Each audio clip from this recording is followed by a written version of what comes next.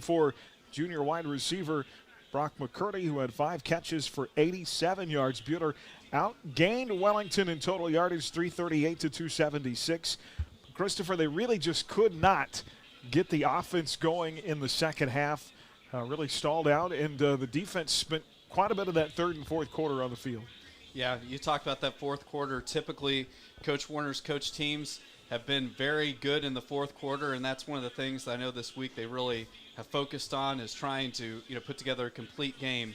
As it was in that second half, you mentioned it, Wellington really just shut down our offense. First time this year, as we talked to the coach on Monday, that it really felt like Buhler up front, of course, without the injured Trevor Cooper, kind of got dominated on the line of scrimmage. Colin Rowland talked about that this week, and some plays he and the rest of the guys up front would definitely like to have back. There's some plays Friday that I'd like to have back, and we just need to block better, hopefully get that fixed. Always tough when you're ushering in new guys on the line. We'll see more new guys tonight, still trying to figure out the chemistry there as we go into the postseason. Normally this time of year, you kind of want to have those things set. Unfortunately, injuries do happen. Yeah, injuries are always the wild card that you never know when they're going to happen and what position they're going to happen at, and that's where each individual player on the team preparing like they could play in the varsity game is always a big part of the week. And yeah, it really was unfortunate losing Trevor Cooper, because obviously Wellington's strength was their defensive line, and so their strength matched up against where Buhler was trying to plug in some new people on that O-line. It was another solid night. We mentioned Elliott, 21 carries, 177 yards. His 5th straight game over 100 yards rushing, and he's been fantastic in that stretch. Almost gaining first downs on every carry by himself and averaging 215 yards a game in the last 5. He has a great chemistry in that backfield with his fullback, Colin Rowland. Rowland talked about that on our coaches show Monday night. Yeah, me and Sam work together pretty well, and he reads blocks so great, so it's kind of, you just got to get him one way, and Sam will make the right decision. Christopher, the thing we're still searching for here in Week 8 of the regular season is what other offensive pieces are going to step up besides Sam. Still trying to figure out that passing game a little bit, although Brock McCurdy has had back-to-back nice games, so hopefully he's able to step up and continue to help out. Yeah, I mean, you can count on Sam Elliott having a big night rushing the football, and you mentioned just some of the other guys developing into a running threat, and also the receiving threat, because obviously Brigham was the #1 target last year, and him being gone, it's been tough shoes to fill. But 2 weeks ago we did a good job, or a couple weeks ago, of getting the ball in lots of different people's hands, and Brock had that one really nice catch that he took for a touchdown, and so just the passing game continued to get more efficient will be important for this team moving forward. Yeah, well, Bradley threw for over 100 yards and had a touchdown. Certainly not the night he wanted or his teammates. He threw 3 picks. He's now thrown 7 INTs and just 2 touchdowns on the season, only completing 39% of his passes. Look back at the stats from this game a year ago. Neal had a fantastic night, and he went 9 for 11 for 113 yards. Boy, what a 9 for 11 night would do for his confidence. Oh, yeah. I mean, it's as a quarterback at Buhler, especially this year, it's not going to be one of those years where we're going to try to, complete 30 passes in a game. It's all about efficiency. And if he could have a night where he's in the 60s or 70 percentile completion rate-wise, that would do a ton for his psyche going forward. Defensively, we mentioned Buhler's been pretty solid up front this year, really stuffing the run. That was not the case against Wellington, where they gave up some big plays in the second half. They have held 3 of their 6 opponents under 60 yards rushing this year. Wellington was able to get the ball moving, big plays. Felt like we talked about Buhler not being able to get off third down off the field in the MAC game, and again last week, where Wellington was able, whether on a penalty or a big play, to come up with enough to keep the drive going. Defense has got to do a better job of getting the third down and getting off the field. Yeah, unfortunately for Buhler's sake, our opponents are almost converting 47% of the time on third down. That's a stat you want to see diminish as the season goes on, because anytime your opponent's getting almost half of their third down conversions, that's not a good sign for success. That percentage has gone up to 54% against McPherson and Wellington in back-to-back losses. Only the second time in the Warner era that this team has lost back-to-back games. You have to go all the way back to 2006 to find the last time. They've never lost 3 straight under Coach Steve Warner. They've never had a losing record after week 1 under Warner. So this game is huge for a lot of reasons. Obviously, to get your confidence back, to get playing well into the postseason, to get your seeding up, and just for pride. This is a big game. Yeah, and I know we talked about it just at the office this week. You know, after a loss like the Wellington game last week, you want to get to that next game just as soon as you possibly can. You know, as a coach you do, as players you do, because last week was not the Crusaders' best game of the entire season. And so tonight is a great night and a great opportunity to try to right the ship, and still a ton to play for this group of young men. That defensive group up front giving up 20 points a game, holding opponents to 153 a game on the ground. Dalen Coffey is part of that. Started out the year as a linebacker. He made the transition early in the season. Talked about that, now playing at defensive end. I switched from linebacker at the beginning of the year to, we call it sword. It's a D-end with some different responsibilities. As I keep playing more games and in practice too, I'm getting really used to it, and I like it a lot. It's lets me be physical and use my athleticism. Maybe something that hurt that defense. We talked about Cooper not being on the line offensively. You take a guy like James Blick out of the lineup last week on your defensive line. Now, I thought Marcus Voss did a great job starting in his place. It's still hard to lose one of your key guys on defense. Yeah, and one of the big differences, you know, Voss is more of kind of a pass rusher. He's a quick guy, going to do well with, you know, kind of pressuring a quarterback, whereas Blick's kind of more of the physical brawler up front that's going to be able to take on kind of those bigger offensive linemen. And unfortunately, Wellington had a giant offensive line and defensive line, and so that didn't really match up well with kind of bringing a smaller pass rusher in. Buehler's going to face a team that throws over 60% of the time. They throw 75% of the time. That number goes up when they're in the spread formation. I'd really like to see the secondary make a statement tonight. I don't feel like they've had a statement game yet this year, although they've been close. Really like to see them make a statement tonight. Yeah, I think that there's a great opportunity for the secondary. They're going to be dealing with some bigger receivers tonight. Obviously, probably the best player for Circle is Jake Schultz. You know, he's honorable mention a year ago. He's a big receiver. He's 6'4". And, you know, I felt like the second half against McPherson, Buehler really matched, you know, physicality-wise to really kind of bang on those big, tall receivers. They're going to need that kind of an effort tonight against this good Circle receiving core. Sure, I wouldn't feed Mason Lipford before the games. Hope he goes in hungry and let him go at him. Yeah, because he really, I mean, he was the guy that did a great job in that second half against Buckby, who really kind of, you know, burned the Crusaders in the first half with just a lot of short underneath routes. So, yeah, Lipford having a big night tonight is going to be critical for the Crusaders. All right, well, hopefully to get a win, get back on the winning track, they'll have to beat Circle to do it. The Thunderbirds are 0-3 in league and just 1-4 on the season. Their one win came back on October 12th here at home, 47-18 against Nickerson. Buehler 4-0 all-time against these Circle T-Birds, including a 48-3 win a year ago. This short series only goes back to 2016, and Buehler has won all 4. They've outscored the Thunderbirds in those 4 games, 208-43, and 2 shutouts included in that as well. Crusader football tonight brought to you in part by HCU Investment and Insurance Services, by Newfelt's Flooring, by Mid-Kansas Credit Union, by Ideatech, and by Phoenix Restoration. We're back with more of our pregame right after this on HKFM and the Crusaders Sports Network. To the Midway Motors Drive to the Game. Visit Midway Motors on 30th Street in Hutchinson or online at midwaymotors.com. Coming up this day in Crusader history as the Midway Motors Drive to the Game continues on HKFM. Game day is a big deal in our house. We don't just go to watch and cheer, we live and breathe it. Our squad is full of passion, snacks, and spirit, and we needed a car that could do more than transport us.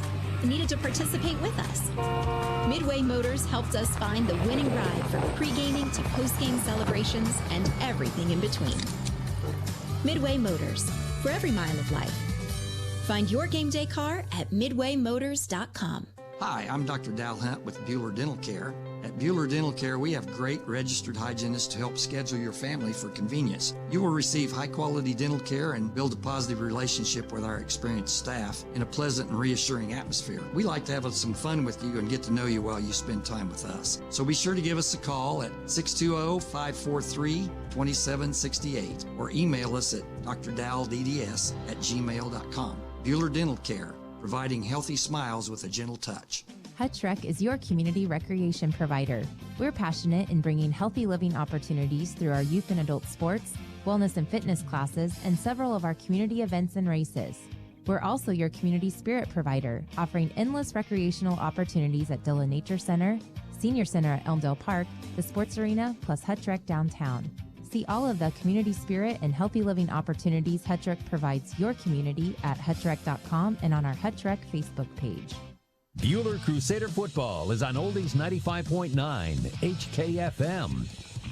And welcome back on our Midway Motors Drive to the Game here on 95.9 HKFM, live from Towanda to finish out the regular season. A lot rides on this game and others tonight. We'll look around the league coming up here in just a little bit. But certainly a win here tonight gets you a higher seed in the playoffs, and hopefully rolling a little Viking magic, hoping that we can get some help from our foes down south if they could beat El Dorado tonight. And somehow Independence comes up with a win over Rose Hill. Pewter's still not out of the running for that third seed. Now, I know they can't worry about that on the field, but there's an outside chance. I'm a gambler, so we'll see what happens. Yeah, there's definitely an opportunity. I know we were talking about that Independence-Rose Hill matchup, and even though Independence has just one win on the season, they lost to Fort Scott, which is a really good team in 4A East, and they lost to Chanute, which is kind of a middling team in the East. So, I mean, it's one of those things that Independence, if they can beat Rose Hill, that would help us out. And, if your old high school coach, if Lynn Hibbs can get the victory over El Dorado, that would help move us up the ladder as well. Actually, truth be told, I'm the least likely person I know to gamble. Well, that's what I was going to say, Aaron. I'm going to out you now. Anytime we go to Mole Vegas and we try to stop by the casino afterward, you never want to participate in our roulette games. So. I know, but I keep the car warm. That's typically my that's the tradition. Typically my job. So the Crusaders come in here in Week 8, averaging 22.8 a game, giving up 20.7. The Circle T-Birds on the other hand, averaging less than 20 points a game. Now, they did put a 40 spot on the board against Nickerson, but when you look past that at the rest of their schedule, and they've had trouble this year, they've not scored more than 14 in any of their other 4 games. And so at times their offense has trouble. I think the key is if you can get pressure on the quarterback and disrupt that passing game, they're going to have trouble moving the football. Well, and I think another thing that's stacked against Circle, a couple things. Number one, their leading rusher on the season, Dylan Boer, out tonight with a knee injury, blew out a knee last week in their loss against El Dorado. So, and the other thing, too, you guys know, throwing the football in wind is more difficult, and when it's cold, it's more difficult. And what is tonight? Windier and all get out, and fairly cold. So, I mean, it's going to be a tough night. That football always just feels so much harder on a cold night like tonight to really have a lot of success in the passing game. So Dylan Boer, 5'8", 155, a junior. Their leading rusher will not start tonight. Of course, on our side, Trevor Cooper had surgery on his foot this week and is recovering well, but will miss the rest of the regular season. We expect a tandem to start at offensive line tonight as Cooper out in his place.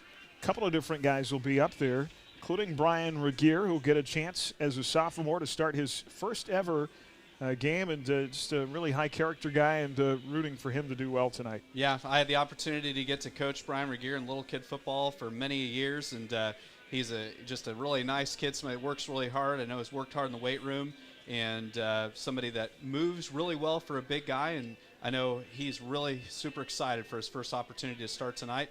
And then another youngster is going to get his first time starting as well, as Coach Warner bringing up a couple freshmen with some of the injuries. Jaden McQueen, a 6'2", 220 freshman, will rotate with Regier, and so we'll keep an eye on that tonight. Our injury report, brought to you in part by Mann Wyatt and Rice Injury Attorneys. Helping people is their passion. Serving their clients with trusted legal advice online at mannwyattattorneys.legal. So look at the Circle Thunderbirds. We talked about the fact that they have trouble scoring points at times. 1-4 this year, just 1-9 last season under fourth-year head coach Logan Clothier. When you go back 10 years, it has been a tough stretch for the T-Birds. 8-79. They have 8 wins in 10 years, 4 winless seasons in that stretch. And I know Coach Clothier is doing all he can to try and get that turnaround, but that's such an undertaking. Yeah, it is. I know he was really excited about this season because this group of seniors were the kids that were freshmen when he first arrived here. And then I know also the junior class here at Circle, had a really good run in junior high. I know we were visiting on the way over, Tyler, that back in junior high football, one of your only losses was to Circle. And, there's some talent in that junior class. Yeah, it was our only loss, and that was the game that we did have struggle finding range on offense. Even our 7th grade year when we won, we only won, I believe, 7-0 or 14-7, something like that. So it's always been a defensive battle. Yeah, hopefully the offense will be able to prevail tonight. You go all the way back to 2004, the last time this T-Bird team had a winning season. You have to go way back to 1980, the last time they won a playoff game. So it's been a long time. It is, and they've had a Division I player come through on the football side. I know every year we come down here, we always talk about Jordan Phillips, that you had the opportunity to get to see on in the basketball high school. floor in the sub-state championship game. Bueller won that night, but I went into the game thinking, well, this guy is huge. He's not going to be that great, but he was pretty fantastic. Yeah, if you go on to play offensive line at OU and start like he did, you've got to have some skills. And, so they've had some good players come through the system over the years, but just haven't been able to have it pan out in overall team wins. Mentioned 61% pass, 39% run. Luke McGinnis is a running quarterback. He will scramble to keep plays alive. So containment on the edges, getting to the quarterback, not letting him keep plays alive or scramble away. Well, one of the hallmarks of the Black Knight defense for Bueller is getting a good pass rush with just the front 4 linemen, and so that's going to be really important for those guys to really do a nice job, especially at the defensive end spot, containing, so that way the corners can stay in coverage, because obviously with a mobile quarterback, if your corners feel like they've got to let go of a receiver, if they're worried about the quarterback getting loose, then that leaves guys open downfield. So really big tonight for the defensive ends to keep McGinnis in the pocket. Well, time to find out what our defensive game plan is with the defensive nader Coach Coles tonight as we go Armored Up, brought to you by HU Investment and Insurance Services, and see what that Black Knight defense has up its sleeve in week number 8.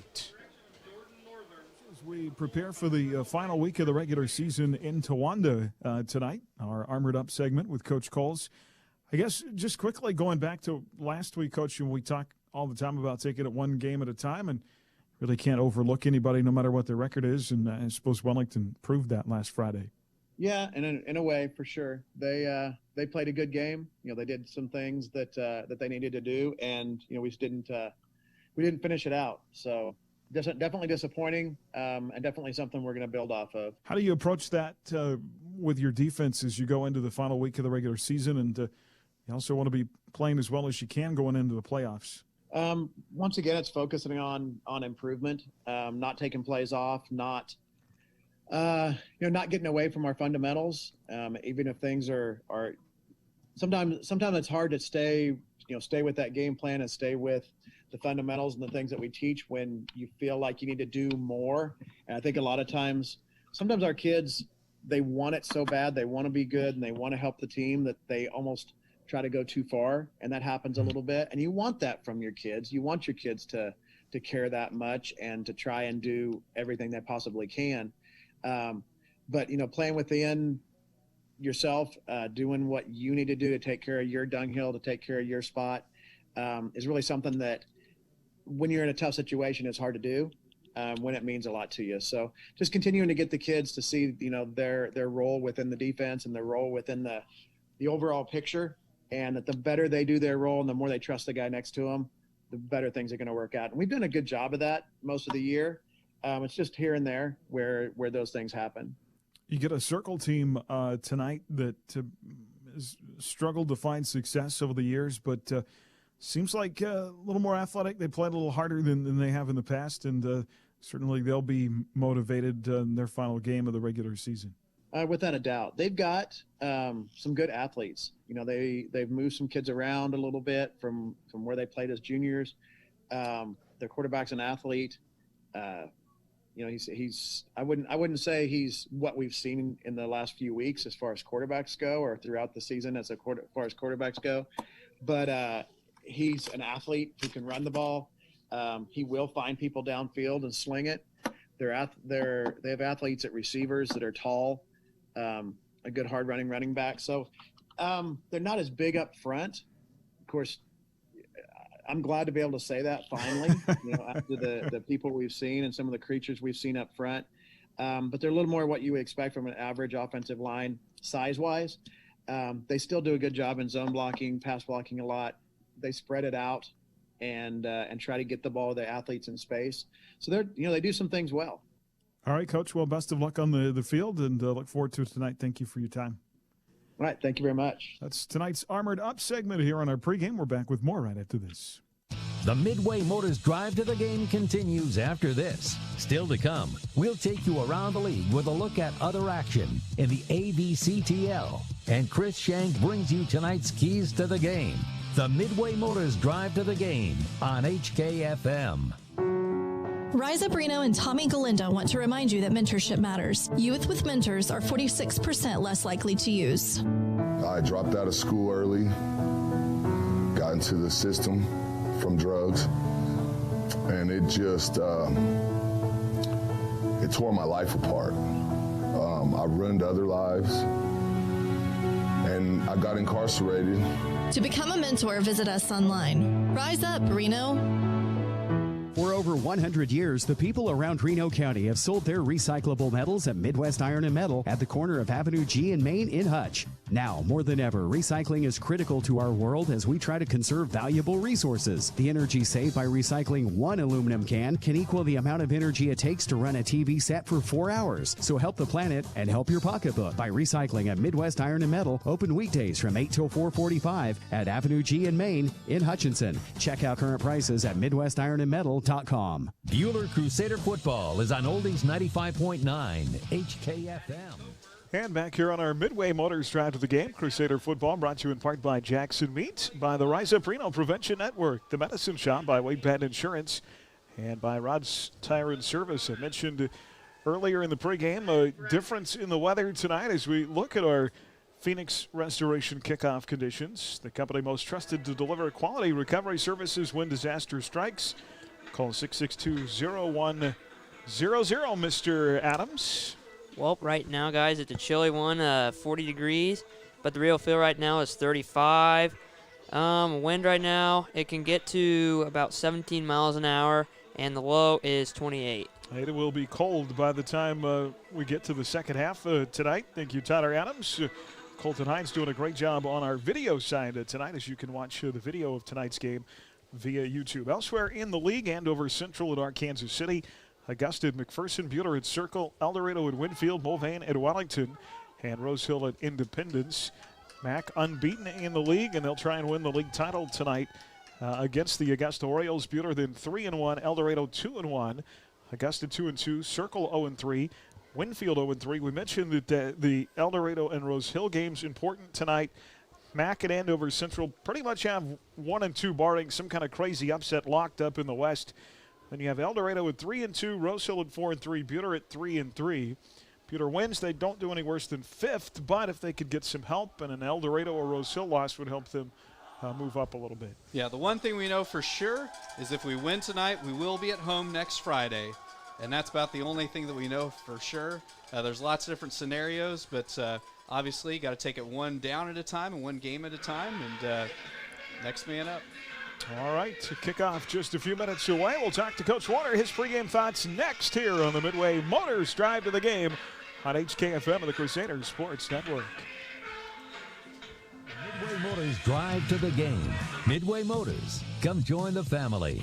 Next, we hear the pregame thoughts of head coach Steve Warner as the Midway Motors Drive to the Game continues on HKFM. Game day is a big deal in our house. We don't just go to watch and cheer, we live and breathe it. Our squad is full of passion, snacks, and spirit, and we needed a car that could do more than transport us. We needed to participate with us. Midway Motors helped us find the winning ride from pre-gaming to post-game celebrations and everything in between. Midway Motors, for every mile of life. Find your game day car at midwaymotors.com. Well, hi, everybody. Welcome back. Our Midway Motors drive to the game as we get ready for Circle and the finale of the regular season. Tonight, Coach, you and I, as Coach Steve Warner joins us now, talked on Monday. Still a week at a time. You got to get ready, focused, and make sure things are taken care of for Circle tonight. Without a doubt. We continue to work on ourselves, and we work to get better, but we've got to take care of business tonight. And on paper, this should be a win, but obviously we can't overlook anyone. Kind of feel like the kids might have done that a little bit with Wellington and their record, so we've got to learn from that, and we've got to play 4 quarters. We've got to be physical, we've got to be aggressive, and just take care of business. Get better every day and every snap. That's what we tell our kids to do, and this is a great game to bounce back, and help us be successful and have some confidence going to the playoffs. Yeah, not to shine a negative light on the kids for Circle in any way, but this has been a pretty one-sided series. You feel like it's a team more physical, a little better than they have been. They really are better than they've been. The record doesn't really show it, but their kids are playing harder. They've got a nose guard and a 3-tech that play very well. They're very physical. They run well, and they get off the ball. So, I mean, there's some concerns that we have, and I see their kids running to the ball better than they have in the past, and not a lot of times they give up and they don't play as hard, and I don't see that happening either. So a game that we're going to keep the throttle down, and we're going to keep pushing to score as much as we can and as often as we can, and our defense has to be ready, and they like to throw. They throw the ball 61% of the time, so we've got to be able to stop the pass. I know not obviously a situation that you want to be in with your line. With Trevor had surgery this week, out for the season, and boy, here we are, week 8, trying to break in new linemen. That's an uphill task. It is. It's a tough situation trying to get the right mix in, and we may be going by committee tonight. So we'll see how things go, and we'll look at it and just watch it as we go. And if we've got to make changes, we do. But we have moved Bo back to tight end, so I feel like that's something maybe we made a mistake and had him move to tackle last week. And my hat off to him, because he was just nothing but a team player. When I asked him to go to tackle, he did it and never complained, and just came and worked hard and tried to learn the position. And I'm proud of him for being such a great young man. He's one of those would run through a wall for you kids if you asked him. He really would. He really would. Just a great young man. Yeah, and he got to. They told me 75 was his childhood number. So he got Mean Joe Green is who he loves. Pittsburgh Steelers, so that's who he wants. He wanted that number 75, so that's why he picked that. Well, we'll see where things end up after tonight, Coach. I know, the higher up in the seating you get, the more home games you get. But we've been successful when we've had to go on the road too. So you just take what you get one game at a time, I guess. Without a doubt. Let's just take care of tonight's game and get this big W, and then we'll get on to the playoffs. All right, sounds good, Coach. Appreciate your time. We'll talk to you after the game. Thank you. That is our pregame thoughts with Coach Steve Warner. We're back with more right after this. You've been listening to the Midway Motors Drive to the Game.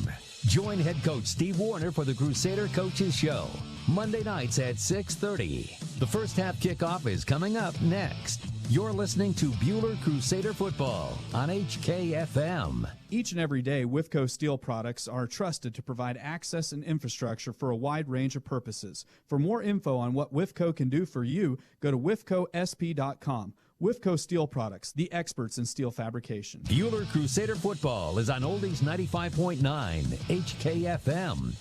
Well, hi, everybody. Welcome back on our Midway Motors drive to the game. Big night of football elsewhere on our Ad Astra Sports Network tonight. Central Christian still with a chance to make the playoffs if they can get a win at home against Stafford. Also, Hillsborough Trinity Catholic. That could be for the 2 spot or potentially a district title tonight, depending on what Haven does. Smith Center at Inman, that is for the district title in Inman tonight. And Heston at Clearwater. All of that action, you can find out more on our sports page at adastraradio.com. And we'll know the playoff picture after tonight. Yes, and next week will be exciting as we'll have the 8-man first-round games on Thursday and then all the 11-man games on Friday. And we'll try to get 12 games between the 2 nights across the Ad Astra Sports Network next week. Our co-captains at midfield getting set for tonight's coin toss. Corey Gilbert and Levi Perez representing the Crusaders in their road white uniforms, maroon letters and the matte maroon helmets. All blue uniforms, white lettering, blue helmets tonight for the Circle Thunderbirds. Chilly night for football, and the crowd a little sparser than what we've seen in previous weeks. Looks like we won the toss.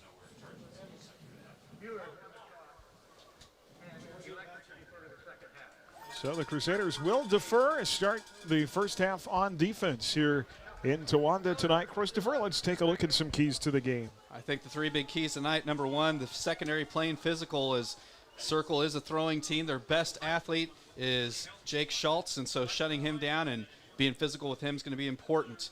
Number two, establishing the run. We got the new offensive line starters between Brian Regier and Jaden McQueen at big tackle, so those guys have got to play well. And then number one, most important thing tonight, you got to put last week behind you, not let there be a hangover from last week, and a lot of that entails just getting off to a great start tonight. And Buter defense averaging 21 points a game, led in tackles by junior Mike linebacker Tanner Tustin, 81 tackles. Up front, James Blick, Jared Christensen, Bo Van Bruggen, and Dalen Coffey. Sam Elliott, Colin Rowland, Tanner Tustin, the linebackers. We'll see Matthew Eddy in that mix tonight as well. You'll see some Marcus Voss up front. In the secondary, Cameron Campbell, Levi Perez, Deontay Campbell, and Mason Lipford. Rock McCurdy will play some, along with Ryan Henderson in that back end tonight as well. See if that Black Knight defense can go to work here early against the Circle Thunderbirds, who are without their starting running back in Dylan Boer. Luke McGinnis, their junior quarterback, 5'10", 155, has had a pretty good season. He throws to several different guys, 4 guys, 6 feet or taller. And so that's going to be a key for the Buter secondary tonight, is to be able to contain the passing game of the T-Birds. Here is Cody Weiscarver to kick from the 40 toward the south end zone, goes through the legs of a Thunderbird and rolls to the 10-yard line. It's going to be falling on there inside the 10 at the 9. A low line drive kick to the far side of the field by Weiscarver, and you mentioned it, on a cold night, that football hard to pick up. It is really difficult to hold on to, and that squib worked out perfect for the Crusaders as it bounced and rolled forever.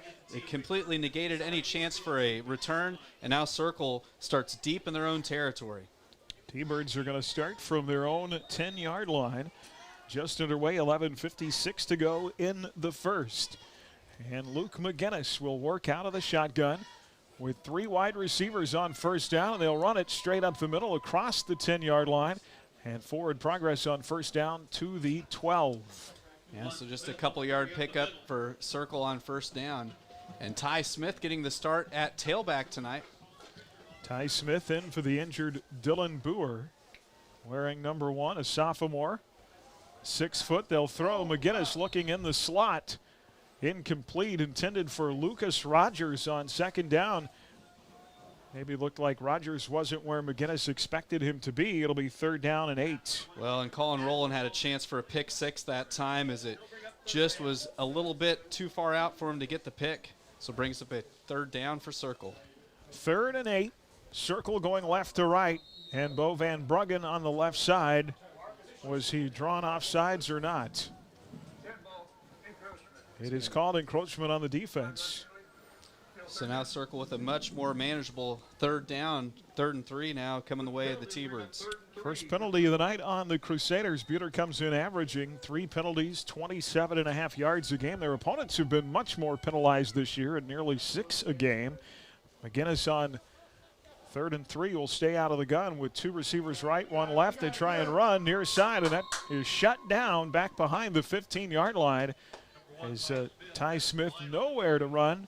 A loss on the play. It's going to be 4th down. Well, the Crusader defense, a great start to the game on that entire possession. Circle with 1 yard of offense, and they're going to be forced to punt away. And punter in a dangerous spot. It's always a bad feeling to be receiving that long snap standing on your own goal line. Loss of 2 back to the 16, so it'll be 4th down. And the T-Birds to punt it away. Buter will have a return man at the 50-yard line. Here's the kick. A short kick hits at the T-board 40. And it'll be down to near that position. Matthew Eddy was back to receive. It's going to be down at the 41. Buter's going to have fantastic position, Christopher, here on this first series. Well, Eddy did the smart thing that time. If you don't think you can get to make a play on the ball and it's going to land in front of you, especially with where it's at, good job just to back away and get your possession. Bradley Neal will lead his offense on the field. The junior completing 40% of his passes. He has thrown for 531 yards. They will start in the eye as Dalen Coffey goes in motion on first down. Straight ahead carry. And a big surge with the offensive line from the 41. Forward progress up to the 44-yard line. Well, you described it perfectly that time, Aaron. There was just a surge. The Buhler offensive line helping to drive that T-Bird D-line back, and great fullback dive, 5-yard pickup there for Rowland on first down. Colin Rowland, the junior fullback, came in just shy of 200 yards on the season. Sam Elliott in the backfield with him, nearing 1,200. He's had a fantastic 5 weeks of football. Here's Sam's first carry, squirts through a hole at the 30. Not sure, a sliver of a hole across the 30-yard line. It ends up moving the chains. First down all the way down to the 27. Great carry by Sam Elliott. He was very patient that time. You mentioned it. There was just a tiny little gap for him to fire upfield. Did a good job of just gashing that Thunderbird defense right at him. And the Crusaders with their first down of the night. And down to the 27-yard line goes Sam Elliott. They're going to put Neal out of the gun here on 1st and 10. 2 receivers, including McCurdy, out wide left. There's the snap and the handoff. Elliott runs right across the 25 and up to the 23-yard line. So Sam picking up right where he has been the last 5 weeks, Christopher, and seeing the field so well. Yeah, he does a great job of following his lead blocker, the fullback, and Crusaders went with a little spread set that time and ran Elliott right up the gut. Gain of 4, 2nd down and 6. Ryan Henderson on the field now, lines up in the slot. They move Rowland to a wingback left. Here is Neal out of the gun. He'll throw to Rowland inside the 20 and tackled from behind up at the 17-yard line. Well, I mentioned it in the pregame. Neal, 9 of 11 in this game last year, and a good start. Short pass, sure-handed catch. And let's have a positive night throwing the football. Well, Buehler's had so much success over the years throwing to the fullback, and that time just a nice little out route. And Rowland did a nice job of cutting up field after he made the catch. Gain of 5 marks him down at the 17, make it gain of 6. It'll be 1st and 10 Crusaders, right to left toward the south end zone from the left hash mark. Here's Brad out of the gun, trips right, they'll hand it off. Elliott trying to get to the edge at the 15, 10, 5, touchdown, a big collision. Elliott was leveled in the end zone, but he gets across the plane of the goal line for a touchdown. That'll be his 16th on the season. Great carry that time by Sam Elliott. He did a nice job of working inside out, trying to stay inside as long as he could, and really beat the circle defenders there to the corner and takes it to the house for the first touchdown of the night. And he took a bit of a shot there at the end of the run. 8:34 to play in the first. And Jeffrey Neal is going to come on for the PAT from the 10-yard line. There is the kick, and it bounces off the right upright. No good. So Jeffrey Neal, he got a good leg into it, but it hit the upright, no good. And that'll make the score Buhler 6. And Circle nothing. 8:34 to go in the first on HKFM and the Crusader Sports Network. Flooring, your experts in design and installation of carpet, tile, wood, and vinyl floor covering. Proudly sponsoring Buhler High School activities, Newfeld's Flooring in downtown Buhler. Erickson Custom Building has a great plan and a budget suited for your needs. Whether it's a new build, a remodel of a kitchen, interior, exterior, or an insurance restoration project, Erickson Custom Building provides quality craftsmanship and superior customer service. We stand behind our work and have lasting relationships with vendors, suppliers, and most importantly, with you, the customer. Erickson Custom Building, proud to support all high school activities. Call 620-585-2816. or visit EricksonCustomBLDG.com. Buhler Crusader football is on Oldies 95.9 HKFM. Well, Jeff Neal had been 3 of 3 previous tonight in extra points, but he whacked one off the right upright after that touchdown. A 17-yard carry by Sam Elliott, his 16th of the season, 29th of his career. It'll be returned inside the 10-yard line for the T-Birds across the 20. And forward progress up to near the 24. Well, a good start on offense, sufficiently moving the ball down the field. Early pass successful for Brad Neal. Now let's get that like night defense up and rolling again. You mentioned it. That drive super efficient. The Crusaders didn't have a single play go for negative yards that time. Completed the only pass they attempted, so it was a good drive to start the game offensively. The defense forced a 3-and-out last time. Let's see if they can do it again. Circle's going to have it from their own 24. They'll put McGinnis out of the gun with a receiver in motion. 3 receivers set on first down. Long snap count. And the snap low, Ty Smith, nowhere to go in the backfield. Smith not very big, 6 foot 160, but Bueller really getting pressure early, Chris, against that Circle offensive line. Boy, when they're in the backfield almost at the snap, it's going to be tough for your running back. Yeah, Dalen Coffey did a great job just coming off the edge and held him to no gain there. No gain at the 24. It'll be 2nd down and 10. Trips right on 2nd down. 4 wide receivers out of the shotgun. Circle throws 75% of the time in this formation. They'll throw far side and incomplete, just overthrown. And that pass over there intended for Bonner Jeffries. Jeffries was tied up at the line of scrimmage, able to squirt free at the last second, but the pass a bit overthrown. Yeah, they went to the single receiver side where they got man-to-man coverage, and Jeffries kind of ran the route a little bit inside out and just wasn't quite able to get back to where the ball was thrown to, but good coverage that time by Weiscarver. That'll make it 3rd down and 10 at the 24, 7:53 to go in the first in a 6-0 game. McGinnis calls out the snap count, hands it off. Smith on the sweep play to the right side, and he'll be tackled for a loss. Bueller continues to get pressure into the backfield as containment breaks down, and a loss of 4 back at the 20-yard line. And that was none other than Bo Van Bruggen coming off the defensive edge and just lassoed his feet, and another 3-and-out for Circle. Circle with negative offensive yards right now. They're -4 on the night. So 0 for 2 on 2 third down plays in their first 2 drives. They'll have to punt it away again. Matthew Eddy is in Circle territory to receive this kick at the 45-yard line. He's going to signal for fair catch, and then he fumbled the football, is able to fall on it. Ty Smith went blitzing by his left side and maybe distracted him just a bit as he didn't hold on to the football. Yeah, he came right, they maybe could have got called for kick catch interference that time, as he was right there near Eddy when he tried to field that. But good job. The Crusaders maintain possession and great field position. Again, we're about 2 yards back from where we started the last time. At the Circle 43, 1st and 10, up 6-0, 7-10 to play here in the first quarter. Out of the I formation, McCurdy and Coffey will be lined up at receivers to the left side. Bueller going right to left. Brad from under center gives it to his fullback, Rowland, running right side. On first down, the football pops out, fumble, and there's a scramble for it. Looks like the T-Birds might have it near the 45. Tough break for the Crusaders. First turnover of the evening is Rowland kind of went into a pile on the right-hand side, and kind of late in the play, the ball popped out, and unfortunately for the Crusaders, Circle is able to fall on it. So the T-Birds recover for the Crusaders. That is their 10th giveaway of the season, just their 4th fumble, but they are now -4 in the turnover category, and that is very unusual for a Bueller offense. Circle 1st and 10 from their own 44. 3rd series on offense, down a touchdown, 6-0, as McGinnis is out of the gun with Smith to his right. They'll put a receiver in motion, trips right, flag out on first down, throw over the middle is low and incomplete. And we'll see what the call is as the flag came out right at the snap.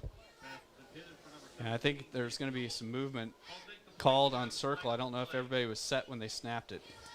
Landon Evans, Ian Milbrandt, Garrick Wright, Zach Foes, Isaiah King up front for the T-Birds. Mentioned Ty Smith starting in the backfield. We haven't seen Jake Schultz yet tonight. He'll be expected to be a big factor in the game at receiver at 6'4", 200. And you're right, they're going to move the ball back against the T-Birds. They didn't have enough guys on the line of scrimmage.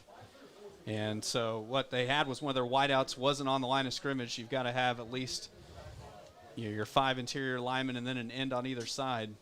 And didn't have enough guys on the line. So it'll be 1st and 10 now from the 39, actually 1st and 15. And they'll hand it off on the ground. There's a break of a tackle to the 50. That is not Smith running this time, but is that McGinnis who ran that? No, it was Ty Smith. Made a spin move, got away from a tackler, and got up to the 49-yard line. That was the best play of the evening so far tonight for Circle. About a 10-yard pickup there for Smith. Gain of 10, 2nd down and 5 from the 49. Left hash mark going left to right. McGinnis out of the back backfield, works from the shotgun. Smith to his right, trips left here on second down. They give back to Smith, trying to get to the edge near the 50, and he's going to be stopped again. Good containment by this front defense for Buhler. They stop him for no gain at the 49. Great job by Levi Perez, one of the high safeties coming in on run support. Just hit him right at the line of scrimmage for no gain. Nice play made by Levi. Well, we talked about Circle throwing team really trying to establish the run here early in the game, and they've not been able to do so. 3rd down and 5. 4 wide receivers, 2 left, 2 right on 3rd down. T-Birds 0 of 2 on 3rd down so far here in the game. Got a different quarterback in there. Chadwell taking snaps right now. He'll throw, and it's almost picked off. Boy, the route read perfectly. They tried the little swing pass to the far side to Smith, and that was near another pick 6 for the Crusaders. Yeah, Crusaders are doing a great job jumping the routes, and crazy thing, Circle, with how good of a throwing team they are, they still have not completed a pass this evening. Matthew Eddy saw green turf in front of him as he almost stepped in front of that pass and picked it off. Boy, they really like him. Junior varsity quarterback, playing a ton of linebacker at the varsity level and getting some time at receiver. And tonight, as he's been doing some kick returns, punt returns, back deep this time for the punt. It's going to bounce at the Buhler 40 and take a roll to the, actually bounces at the 35. It takes a roll to the 32, and that's where Buhler will start for the 3rd time on offense. They fumbled it away on their last series. Roland had it slip free, and as you mentioned, everything is harder on a cold night. So. Yeah, it is so much more difficult to field a football, to catch a football, to tuck away a handoff. That ball just gets rock hard on a cold night like tonight. Buhler from their own 32 out of the eye on 1st down, and Bradley will give it to Elliott. Circle tried to pull him down from behind. He's able to squirt free across the 35. I didn't see who reached a hand in there, try to reach around and realized they were about to grab his helmet, let go, and Sam gets across the 35 up to the 36-yard line and a gain of 4. Yeah, Circle maybe got away with a face mask that time. As you mentioned, one of the D linemen from Circle came in high, but no call. 5:05 to go in the first. 6-0 Crusaders. 2nd down. And 7 to go. 17 on the play clock as Buhler snaps out of the eye. Back to Elliott. Right side run at the 40. Trying to get low and squeeze in an extra yard or 2. He gets across the 40 to the 41. That'll be about a yard shy of the 1st down here. It's Buhler looking at about a 3rd and 1. Yeah, and it's going to be just maybe a little over a yard. Sam hit the hole with a lot of speed, but then kind of ran into a brick wall. Nice job on the defensive stop over there by Jacob Garby for Circle. Mason Lipford is going to check in at a wide receiver here on 3rd down and 1. They needed the 42. They got the 41. I formation, single receivers either side. And Brad hands it off. Elliott's got the 1st down. Up to the 43-yard line, so he gets 2, but that's enough to move the chains as Buhler converts on their first 3rd down try of the night. And they'll get a fresh set of downs here. Yeah, Buhler's doing a nice job getting past the 1st level, but it's that 2nd level. There's some playmakers there and that linebacking core for Circle tonight. Jacob Garby, Jake Hageman, Cordot among the linebackers out there for the T-Birds. 1st and 10 at the 43. Back in the eye. Coffey, the receiver to the near side. They'll sweep McCurdy. And the jet sweep to Brock. Brock up to the 49, drags a tackler with him to the 50, and that's where they'll stop forward progress. He was wrapped up at the 50 by Luke Rogers, one of those linebackers, and driven backwards, but the sweep good for near 7 yards on 1st down. Yeah, the jet sweep to the near side. They did a good job of setting the edge, but in on the stop was Luke Rogers, you mentioned, and Rogers had a little trouble with McCurdy. Actually kind of slung him forward right near the midfield stripe. Right at the 50 at the left hash mark. Buhler going right to left here. 2nd down and 3. 3:20 to go in the first in a 6-0 game. They work out of the eye with 2 receivers, including Henderson now to the right. Here's Elliott up the middle across the 50. And then he gets whacked near the 47 in circle territory. Boy, Christopher, depending on where they spot the football, it may just be a tad bit shy of the 1st down. Yeah, he needed to gain 3 yards, and they gave him about 2.5. Braden Ketterman came up and made the stop for Circle. So now yet again another 3rd and short. 3rd and 1 as the clock continues to run. Dalen Coffey will check back in. Buhler in the huddle with 15 seconds on the play clock. 2:44 left now in the first. We're live tonight from the Allen Samuels broadcast booth.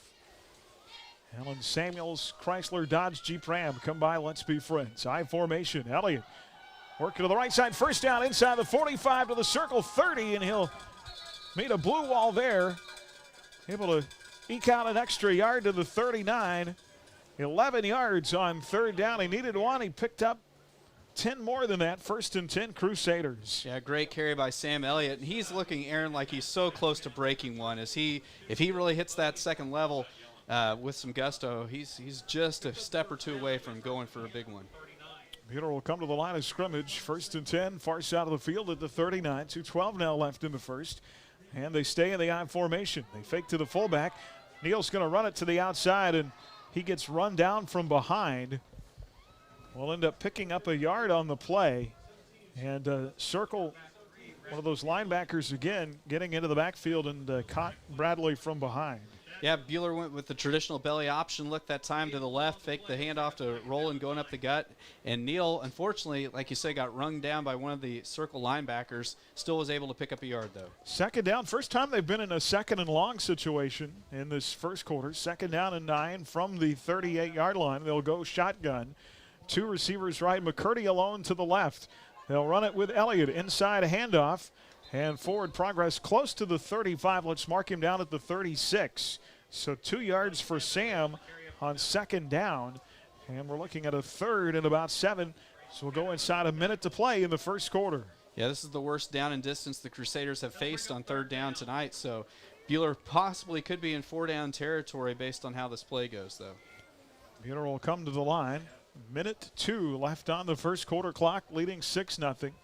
3rd down and 7. Brad will take the snap. Fakes, play action, rolling right, wants to throw. Ooh, and he hit the receiver right in the hands. That's an easy first down if Colin Rowland holds on, but he dropped the football and it's 4th down. Yeah, that ball hit Rowland right in the fingertips. Rowland, if he had been able to hold on to the football, would have had enough real easily for the first down. Just would have had to turn up field for a couple of yards, but it'll force the Crusaders to punt away their first time tonight. Bueller's going to try and pin Circle deep as Jeffrey Neal comes out. He has 5 inside the 20 this season.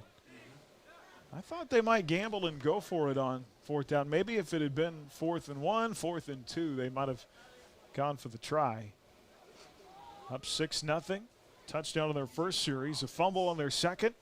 And they'll have to punt it away. Give Circle credit on their 3rd as Jeffrey Neal will boot it away. It's going to land at the 8-yard line, and Carson Moeller what a magnificent is going to down it inside the 5. Carson, of course, is the long snapper, gets that free release downfield, and he did a great job hustling downfield to down the football inside the 5. And I'm sure the Crusaders went for the punt that time since the almost going to be switching, going against the wind here in 44 seconds. But now Circle with a long field, 95 yards to go.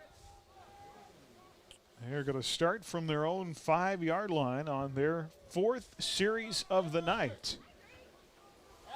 They mixing up quarterbacks again. Cooper Chadwell in there taking the shotgun snaps. Cooper Chadwell out of the shotgun, looks to throw on 1st down high, and that one could have been picked off. Lipford, McCurdy, and Elliott all in the neighborhood. Yeah, Bueller with a cover 2 look that time, and I'll tell you what, McCurdy hit him right at the feet. If Brock would have saw that football coming a little bit sooner, he maybe could have got a pick. So Cooper Chadwell taking some snaps in place of Luke McGinnis.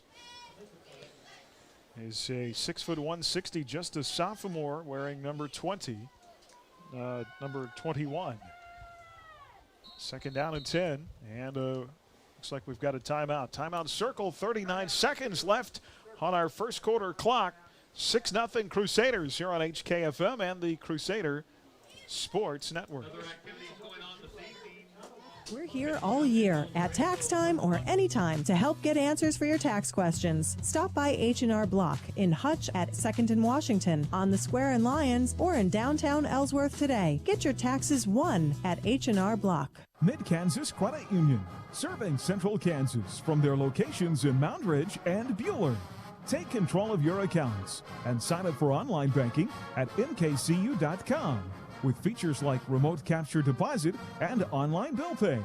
Member-owned and proudly supporting Crusader arts, athletics, and academics. Mid-Kansas Credit Union at 200 West 2nd in Bueller and in Moundridge. Member NCUA. Bueller Crusader football is on Oldies 95.9 HKFM. And back here on HKFM, streaming on the Ad Astra Radio app and on YouTube tonight via the Crusader Sports Network. You two doing okay over there? Yeah, it's a little chilly. Little chilly. Cold night tonight, 43 when we started, felt like 35 with a wind chill. I'm sure you guys are really disappointed you're not on top of the box tonight, right? Yeah, so sad. Second down and 10 with 39 seconds left in the first. And they are going to run it. Chadwell, the quarterback, trying to keep far side. And I think Bueller will stop it for no gain at the 5-yard line. And I love the decision here. The Crusaders burning a timeout now to force Circle to punt into this wind. Down with the punter's going to be back with near the back of the end zone. So great decision as the Crusaders are going to try to force Circle into that stiff wind with the punt. Crusader football here on HKFM tonight. Timeout on the field, up 6-0. And trying to force Circle to punt here near the end of the first quarter.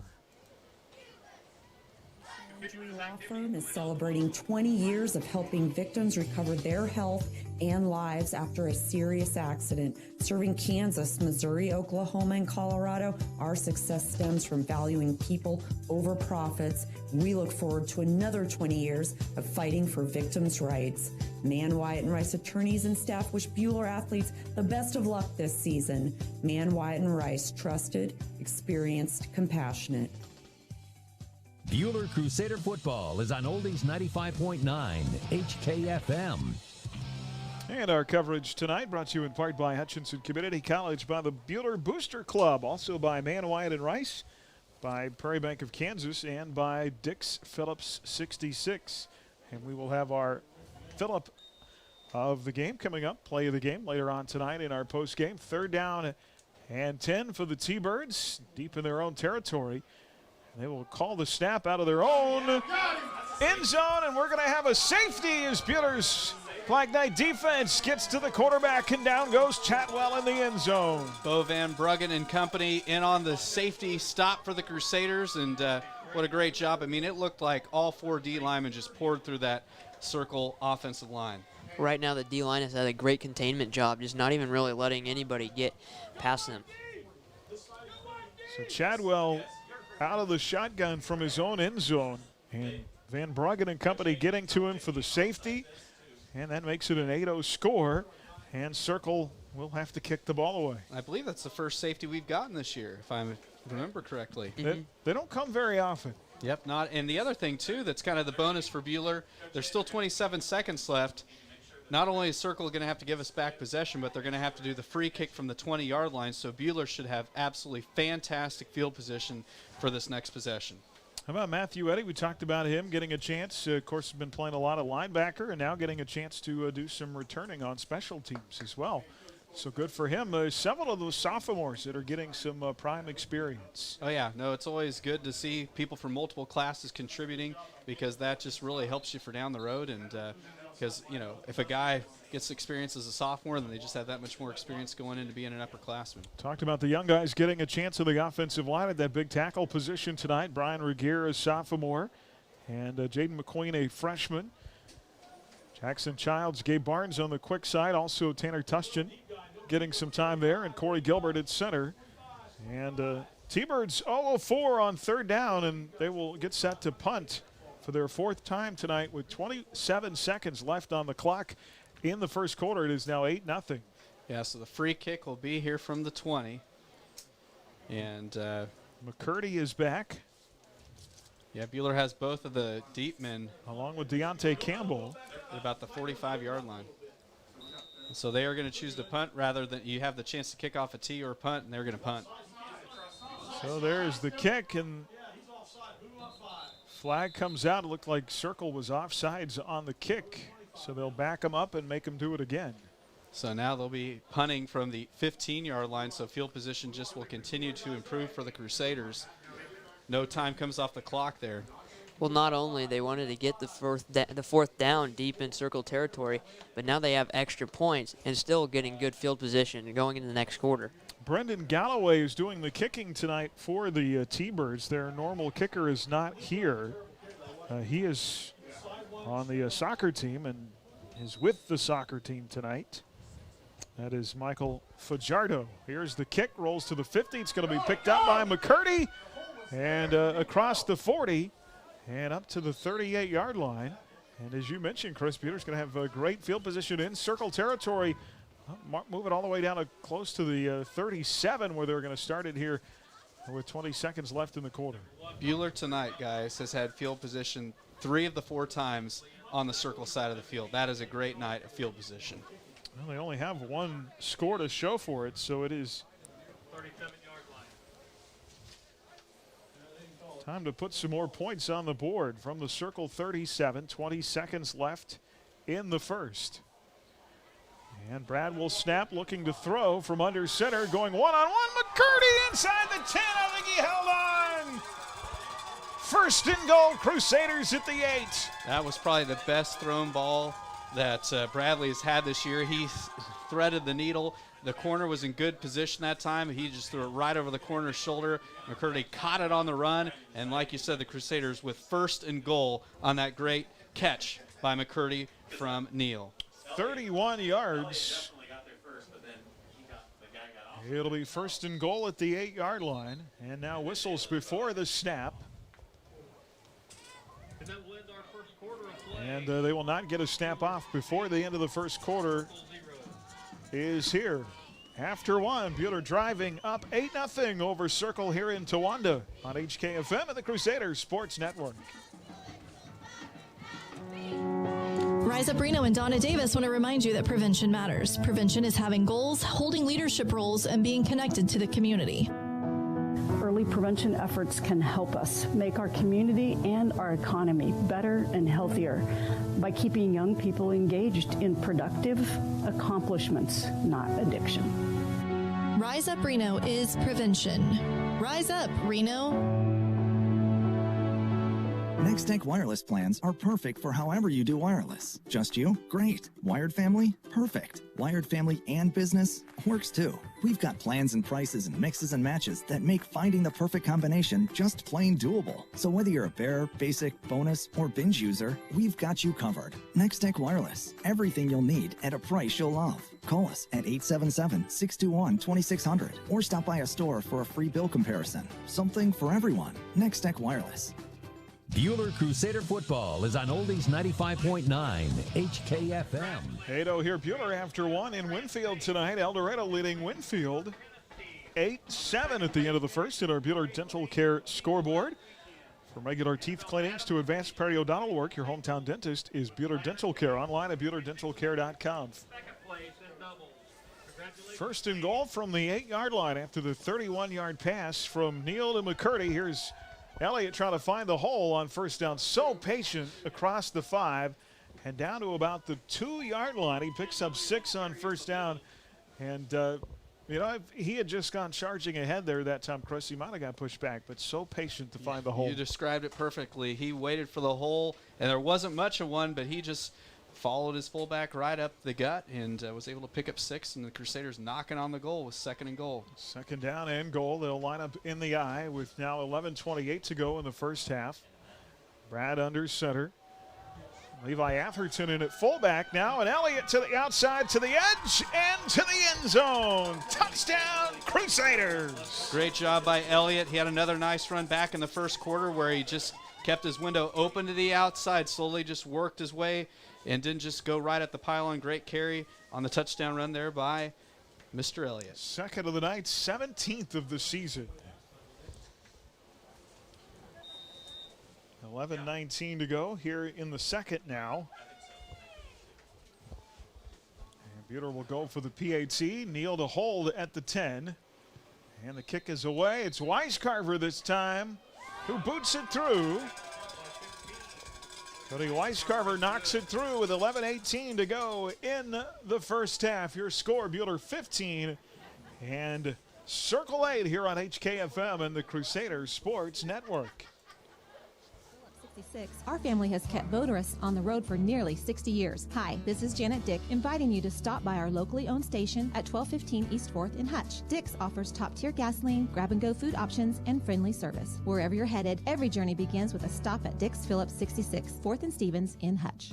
First National Bank is a proud sponsor of local high school sports. We have an experienced staff prepared to provide you with a variety of banking solutions.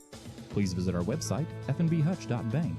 That's fnbhutch.bank for more information. First National Bank of Hutchinson, we're first for you. Visit one of the First's 5 convenient locations in Hutchinson, including inside Dillon's Marketplace. First National Bank of Hutchinson, member FDIC. Bueller Crusader football is on Oldies 95.9 HKFM. Well, a pair of touchdowns and a safety have Bueller up 15-0. Sam Elliott with touchdown runs of 17 and 2 yards tonight. And here's the squib along the ground to the 28. Short return across the 30 to the 32 for the Circle Thunderbirds. Nice special teams tackle made that time by Levi Atherton. 11:15 to go here in the second now. Circle will start from their own 32-yard line. It was Brendan Galloway on that return. T-Birds 4 series and 4 punts so far tonight.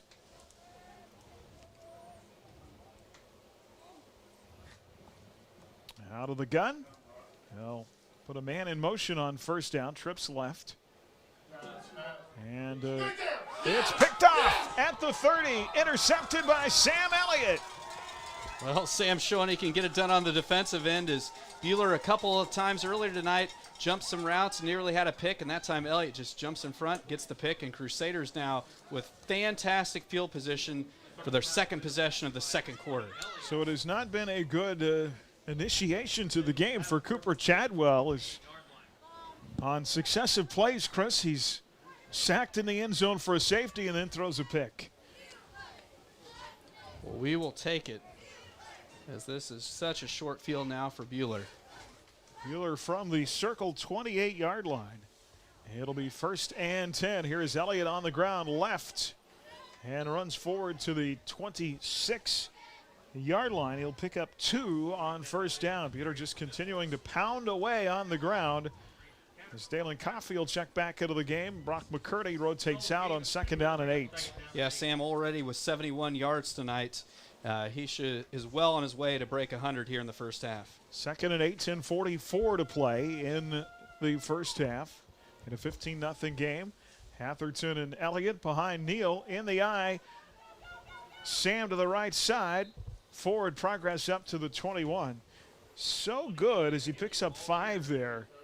He is so good at making something out of nothing. Yeah, he waited on the block. Boban Bruggen kicked his guy out. Elliott cut to the inside and just kind of sliced that Circle defense up the interior. So now a 3rd and short for Bueller.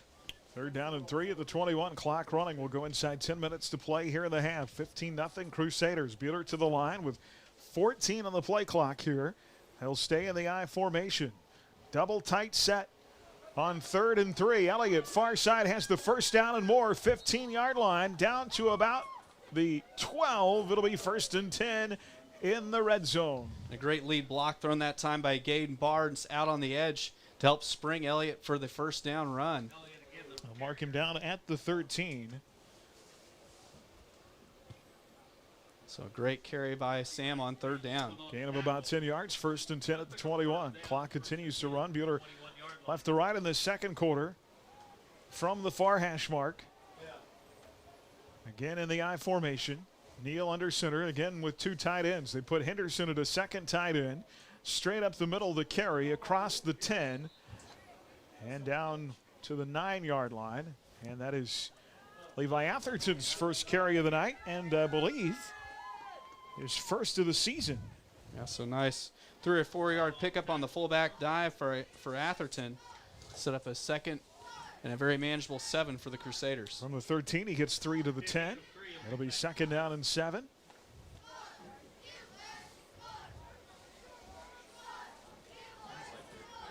Coffey in and a wing back to the right side.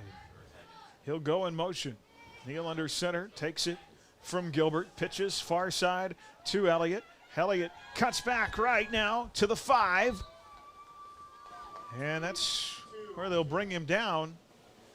What, about 2 yards shy of the first down? He needed 7, he got 5, looking at a 4th and 2 coming up. Yeah, it was the first time that the Crusaders really tried to work a pitch sweep Check for that 3rd Elliott. and 2.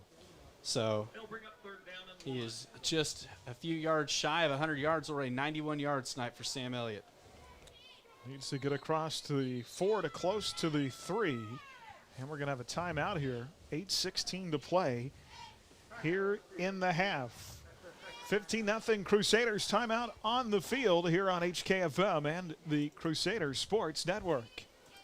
I have children that are younger in grade school, and then I have high school children who go to see Dr. Ediger. I was super impressed with how he made my daughter feel so comfortable. Dr. Ediger is great with all ages. He does an awesome job. Hi, this is Dr. Corey Ediger, inviting you and your family to call me at 663-9136. That's 663-9136. Or stop by my office at 200 East 30th to make an appointment today at Ediger Family Dental. Where patients come first. Bueller Crusader football is on Oldies 95.9 HKFM. Well, about a 3rd down and 1 coming up here. Crusader football on HKFM, brought to you in part by Midwest Iron and Midwest Iron and Metal, Ediger Family Dental by Huntrek, Sunflower Electric Supply, and by Ray and Sons Roofing. And you mentioned Ediger Family Dental. Got to give a shout out. They're getting ready to move into their new digs. Yes, coming up November 2nd. So exciting for Dr. Ediger and his great staff. We're live tonight from the Allen Samuels broadcast booth, where they're dedicated at Allen Samuels of Hutch to helping you find the make and model that best suits your needs online at allensamuelshutch.com. 8:16 left in the half. Bueller facing a 3rd down and 1 after the 5-yard carry by the fullback. Neal under center from the far hash mark. They go with 3 backs in the backfield this time. It'll be Elliott with the carry. Cuts right, then left across the 5, down to the 1. And does he get in? Touchdown, Crusaders! The late call here on the near side signals touchdown. Great job by Sam. They went with the power set that time where you bring the super back in and send both the fullback and super back attacking the hole, and Elliott doing what he does best, just kind of gashing the interior of that circle defense. It's pretty demoralizing when a guy just is running right at you, and that's exactly what Elliott's been doing tonight. A 5-yard run for Sam Elliott, his 3rd touchdown of the night. Cody Weiscarver on for the extra point, and it is wide to the left. So Bueller just 1 of 3 tonight in the PAT game. 8:10 left here in the first half from Circle. Bueller 21, T-Birds nothing on HKFM and the Crusader Sports Network. Do you want to help the students of BHS in their extracurricular activities? The Bueller High Booster Club helps support hundreds of students each year. To join, stop by the Bueller Closet at any home game or email BuellerBoosterClub@gmail.com. Whether you're wanting to pick up a class or 2 while on break or looking to get a head start on your college career, Hutchinson Community College has online classes available throughout November and December. They're affordable, convenient, and flexible. As your American Family Insurance agent in Hutchinson, I'm looking out for what matters to you, even when nothing's wrong. This is Sheila Metzger, agent at the Sheila Metzger Agency. Call me at 665-0400 and let's talk about your insurance needs today. American Family Insurance. Bueller Crusader football is on Oldies 95.9 HKFM. And you heard from Sheila Metzger there, a proud supporter of our cross-country team. Well, we'll get a report on them coming up at halftime. Yes, they're on their way to regionals tomorrow. There's a squib kick to the 30, fumbled and then fallen on at the 32. A short kick to Brendan Galloway again. Boy, every team has that guy. Bueller's just seemed to have been Carson Moeller this year.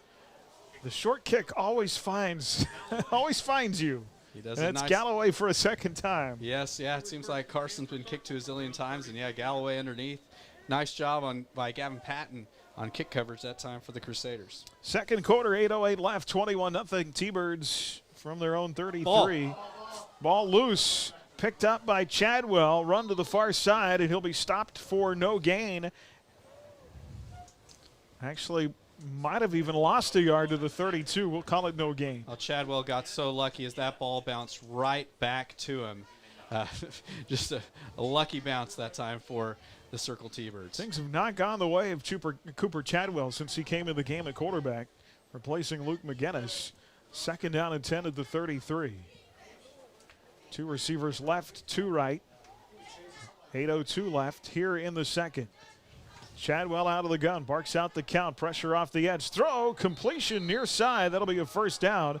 First down in this game for the T-Birds to the 43-yard line. And I believe that's their first, between McGinnis and Chadwell, first pass completion of the night. Yeah, that's the first completion period in the passing game for Circle. 10 yards. Move the chains at the right hash mark, going right to left at the 43. Those quick slants are tough to defend. McCurdy was right there, but it was a well-thrown ball by Chadwell. 4 receivers set again as a T-Bird receiver goes in motion left to right. That is Jeffries. Throw over the middle, this time incomplete. Trying to get Schultz involved now in Bueller territory at the 45. It is low at his feet, incomplete. He has been very quiet tonight. Yeah, Cameron Campbell, the corner here on the near side, in on the pass defending spot, and great job by Campbell. But yeah, Schultz has not been a factor this evening, and he's their go-to guy. Second down and 10. Clock stopped with the incompletion. 7:26 to go in the half.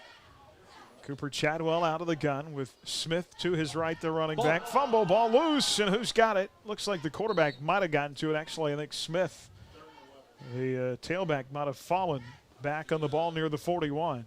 Yeah, he's going to lose a couple yards on the play. So I'll bring up a second and long, and I got a Bueller Dental Care scoreboard update of note for you here in a minute. Third down and long. That's the backfield second hiccup of the possession for the Thunderbirds. Back to the 41. Third down and 12. Friends at Augusta are hanging tough with Mac. It's only 6-0 McPherson down at Hillier. That'd be an early Christmas miracle. Here is Chadwell, pressured over the middle, tries to throw, incomplete. Looking for Lucas Rogers over the middle, and well, I don't know if that was a screen. If it wasn't a screen, Bueller's D-line just was pouring through that like a sieve. Marcus Voss, Chadwell had a face full of him trying to throw that ball over the middle. So Circle still just with one completion as we're already halfway through the second quarter. The Bueller secondary and D-line teaming up to do a great job defending the T-Birds so far tonight. Just 1 of 6. It'll be 4th down and 11. And Circle going to have to punt away. They'll get the line drive kick away.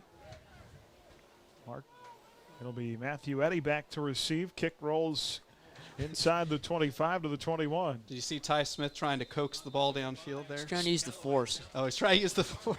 I thought maybe he's trying to create a little wind. Yes, maybe he was, and they acted like he was going to kick it. But if an official missed that, that'd be a pretty strange miss. Well, Bueller now with some of the worst field position of the evening, starting off at the 21-yard line. From their own 21 here in the second quarter, 6:24 to play, up 21-0. They'll line up in the I and pitch it to Elliott, far side across the 20, up to the 25, and driven out of bounds there. Colin Rowland back in at fullback.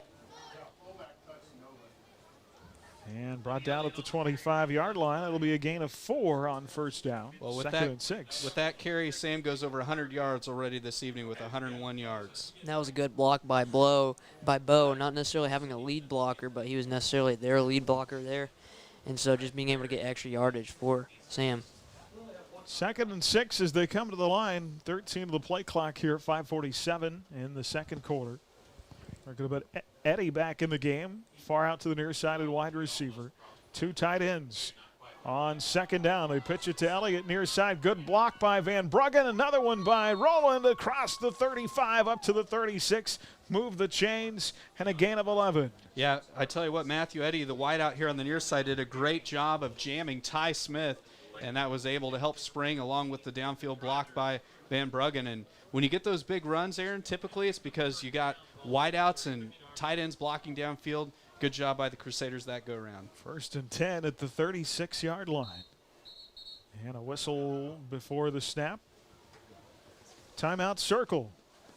Well, coming up at halftime tonight, we'll talk Crusader Swimming as our head swimming coach Shane DeWeese will join us. They're adding diving this year, which is be a little different. They've actually been sending their divers to Wichita to practice. So Yeah, because there isn't really a diving facility there at the Hutchinson YMCA, but yeah, it was fun getting to watch a bunch of kids compete in a sport they never competed in last winter. Yeah, they're about less than a month away now from practice, along with basketball and wrestling. So we'll talk to Deweese coming up. Our This Week in Crusader Sports. Talk about postseason for a lot of different kids. And, of course, our Bueller Dental Care scoreboard. Yes. So, and, of course, golf. Talked with Coach Torgerson earlier today. You know, they finished 4th at States, and Coach is such a competitive guy. It was one of those things he's disappointed about that. You know, I can tell you, you know, there's a lot of teams that would kill to get 4th at State. But yeah, they were, I think, within 4 strokes going to the back 9 on day 2. It was the back 9 that last day, so that really just kind of sunk their battleship. But well, you know, really in sports in general, but the course giveth and the course taketh away. So it's amazing how momentum can shift quickly. 1st and 10 at the 36-yard line, 5:21 left. A double tight set again.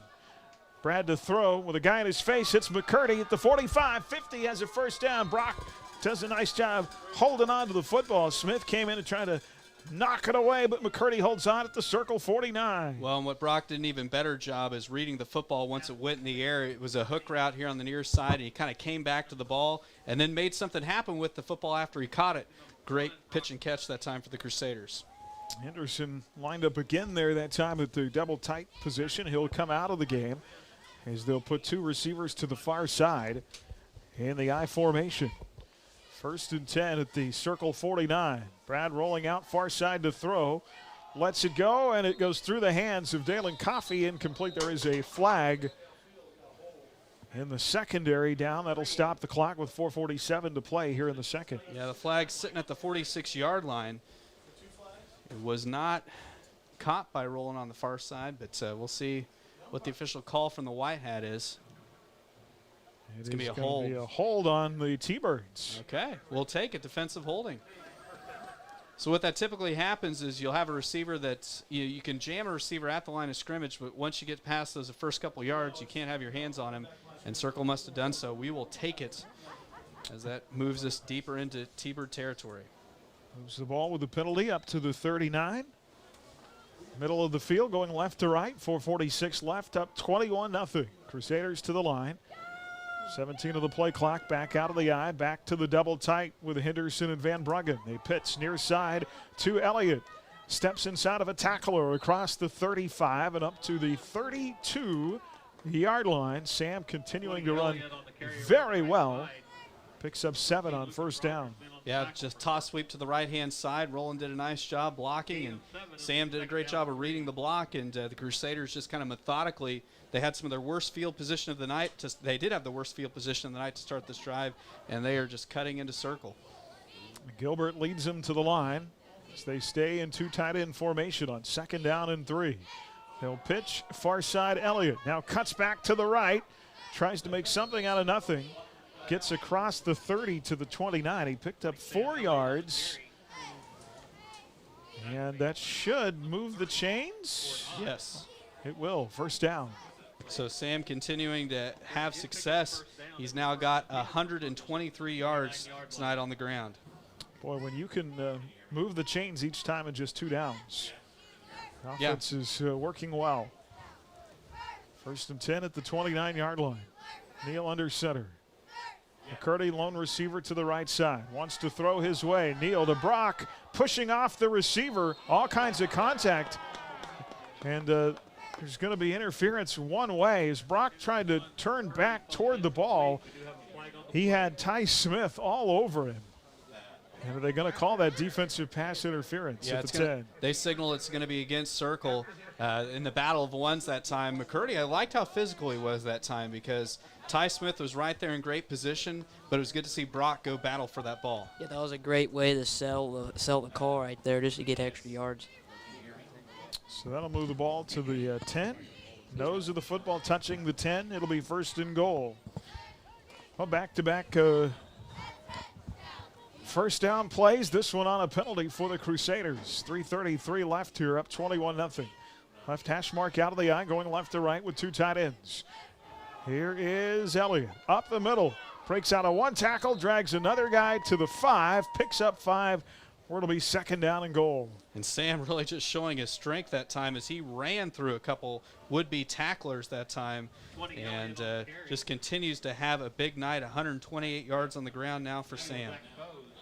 Already 3 touchdowns tonight for Sam Elliott to add to his total. 31 career TDs for the junior now out of the I formation. Second and goal at the 5. Back to Elliott. Steps right, then left. Cuts inside at the goal line. They're going to mark him short. It'll be third and less than a yard. Well, I know my dad's listening at home, and he always talks about how officials love to mark a ball carrier just short of the goal line, and that was one there. It looked like Sam had enough, but they mark him just shy of pay dirt. So a rare third down play here tonight for the Crusaders. They have not had many. They are 3 of 4. They have to punt away once. They'll bring the super back in Coffey. Give it to Elliott. Bangs off a tackler. Dives toward the pylon. Check that. Dives toward the goal line, and they're going to mark him down. He almost got there, Chris. He banged off his offensive line. Circle got a little pressure that time. Tried to stretch out to the right side and almost got there. They mark him down. It'll be 4th and goal at the 1. Yeah, Circle did a great job that time of just gumming up the interior. So now a huge 4th down conversion for the Crusaders. They would love to go up 4 scores here right before the halftime break. They'll stay with the super back in Coffey in the backfield. $1:45 left in this quarter. They give it to Elliott. This time he'll get in the end zone. The 1-yard scamper, his 4th of the night. Touchdown, Crusaders! Great time, great run that time by Sam Elliott as he takes it in off the left-hand side. Crusaders went with a little, almost looked like a counter play as the super back went to the right, and he followed the fullback to the left and takes it to the house from 1 yard out. Well, if at first you do not succeed, try again. Here's Peter for the PAT from the 10. Kneel to hold. It'll be his younger brother, Jeff. This one is true. PAT good. 1:40 left here in the first half. Bueller 28. And Circle nothing from the Allen Samuels broadcast booth here on HKFM and the Crusader Sports Network. This is a local bank with local concerns. You'll find us in the heart of the community, helping wherever we're needed. We enjoy working with local schools to help promote activities like sports and extracurricular learning. We hope you support these valuable activities too. We'll be right here with you. Visit one of our locations in Stafford, Bueller, Inman, or Hutchinson, or check us out online at prairiebankks.com. Prairie Bank of Kansas, how banking should be. Whether you're wanting to pick up a class or 2 while on break or looking to get a head start on your college career, Hutchinson Community College has online classes available throughout November and December. They're affordable, convenient, and flexible. Bueller Crusader football is on Oldies 95.9 HKFM. Well, Sam Elliott's having a great final night of the regular season with 4 touchdowns. Here's the squib to the 30. It'll be picked up there by the T-Birds. And they'll have the ball with $1:36 left at their own 36. Galloway on the return. Brendan Galloway again on the return for the T-Birds. Well, Circle with $1:36 remaining. They were really going to try to probably air it out here to try to get some offense ginned up as they have decent field position. 36-yard line. Bueller has 1 pick tonight, that by Sam Elliott at linebacker. It's been the Sam show this evening. Well, a turnover here could set you up for another score. Here's a far side run up to the 39-yard line. That'll be a pickup of 3 by Ty Smith. And Coach Clothier going with maybe the little bit conservative route as they run on first down, kind of letting the clock run out. They don't want to give Bueller the football back here in the second quarter. Aaron, hasn't it always been the Sam show this season? He's been pretty good. Second out and 7. Out of the gun. Back to Smith. hit hard, met at the 40, forward progress to the 41. Great job by Tanner Tushin in on the stop for the Crusaders. Bring up a 3rd and 5 now. Tushin stood him up at the 41. 50 seconds left in the second quarter. 28-0 Crusaders, looking for win number 4 on the season. Circle letting the clock run down, 40 seconds and change with this 3rd down. Crusaders never had a losing record under Coach Warner after week 1. 3rd and 5 at the 41. They come in 3 and 3. Here is Chadwell out of the gun to Smith. Coffey missed him, but the second guy through didn't. Lost back to the 39. Van Bruggen in on the stop for the Crusaders. Clock continuing to roll.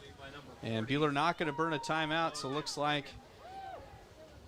we will should end it be right the there. final play of the half. That'll do it. Teams clear the field in a 28-0 game. Sam Elliott with 4 first half touchdowns, runs of 17, 2, 5, and 1 yards tonight.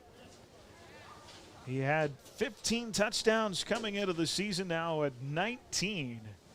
And over 100 yards in the first half. And, oh, by the way, Buhler also with a defensive score.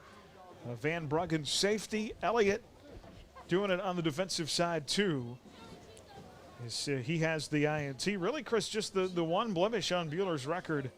The one series where they had to punt the football away. Otherwise, they've been pretty perfect tonight. Yep, and then just trouble in the PAT. That's been about the only negatives tonight for Buhler. Was it a punt or was it a fumble by Colin? It was a fumble. Well, we had the one turnover with the fumble. Yeah, and then they had to punt the football away on that one series. Yeah. So, yeah, Roland did punt it away. So, you're right. 2 series where they didn't score tonight. And it's still 28-0. Mm-hmm. Second half coming up, and Buhler will have the football to start the 3rd quarter. Crusader football here on HKFM tonight. Brought to you in part by Wifco Steel Products, by Apple Lane Animal Hospital, by First National Bank, by EPAC Shears, and by Fee Insurance. Lots coming up in our Prairie Bank of Kansas halftime report. First half stats. We'll go inside the numbers of the first half. Brought to you by Adams Brown Strategic Allies and CPAs.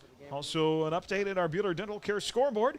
And we'll talk next with Buhler head swimming coach Shane DeWeese. That is on the way here on HKFM and the Crusader Sports Network. What's that? That was a great first half for us. Tonight's Prairie Bank of Kansas halftime report.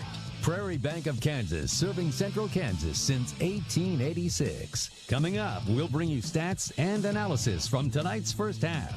Your home for Crusader football is Oldies 95.9 HKFM. Prairie Bank of Kansas is a local bank with local concerns. You'll find us in the heart of the community, helping wherever we're needed. We enjoy working with local schools to help promote activities like sports and extracurricular learning. We hope you support these valuable activities too. We'll be right here with you. Visit one of our locations in Stafford, Buhler, Inman, or Hutchinson, or check us out online at prairiebankks.com. Prairie Bank of Kansas. How banking should be.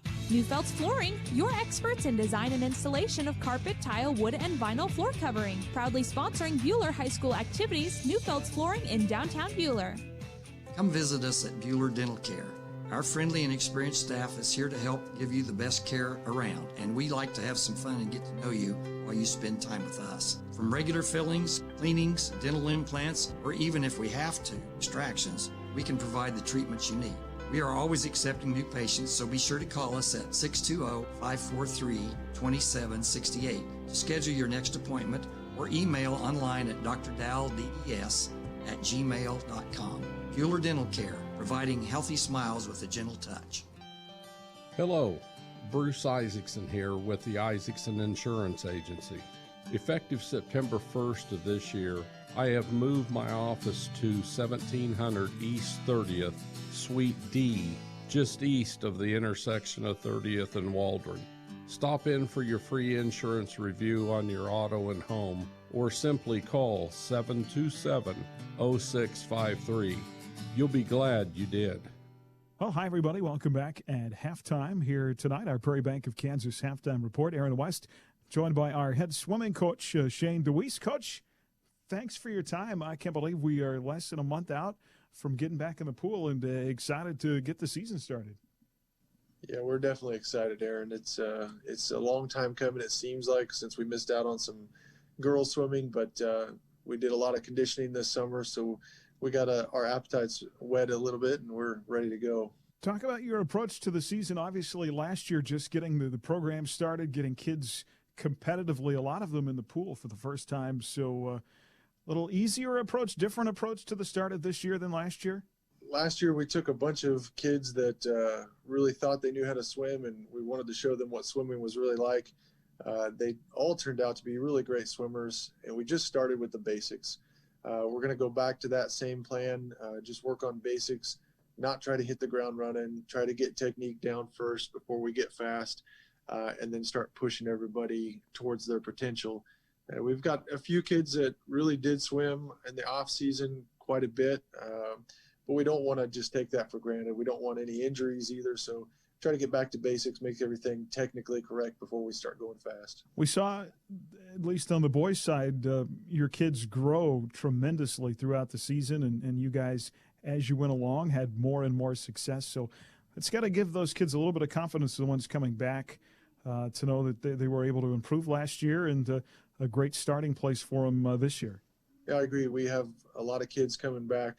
We lost some really good seniors last year, and had another freshman move away that had a lot of potential. But, the personalities, everybody got along really well, and I think that fueled everybody to make each other better. So I'm excited to see what new young men we get out there on the team.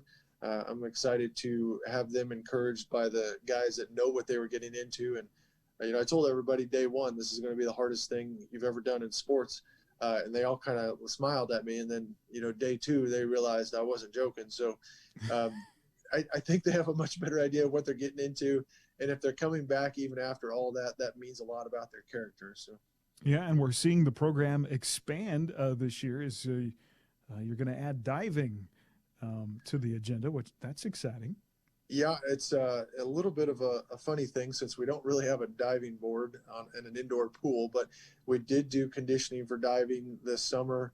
Had to take a break for the fall sports, and November 16th we'll start back up. Got some boys going over to Wichita a couple days a week with our wonderful coach, Amy Fluck. She's got a long history of diving experience, and so we're excited to see what they can do. Diving isn't real popular outside of a metro area, so there is some Wichita schools that do it.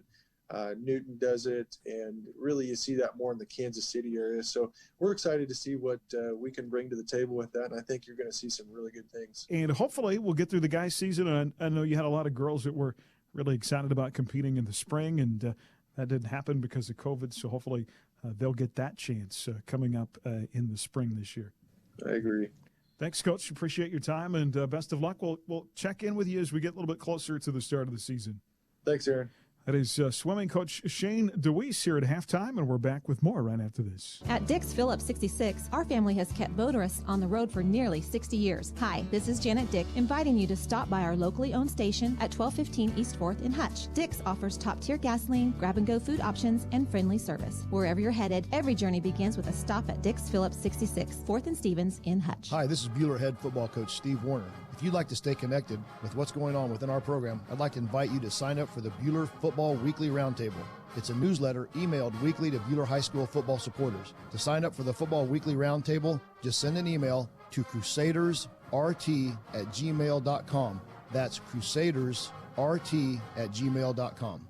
Hello fans, Monty Cross with HCU Investment Insurance Services, and as an alumni of Bueller, I am proud to sponsor Crusader Sports. HCU Investment Insurance Services is located inside Heartland Credit Union at 23rd and Severance in Hutchinson. Call me today at 620-669-0177 or 800-428-8472.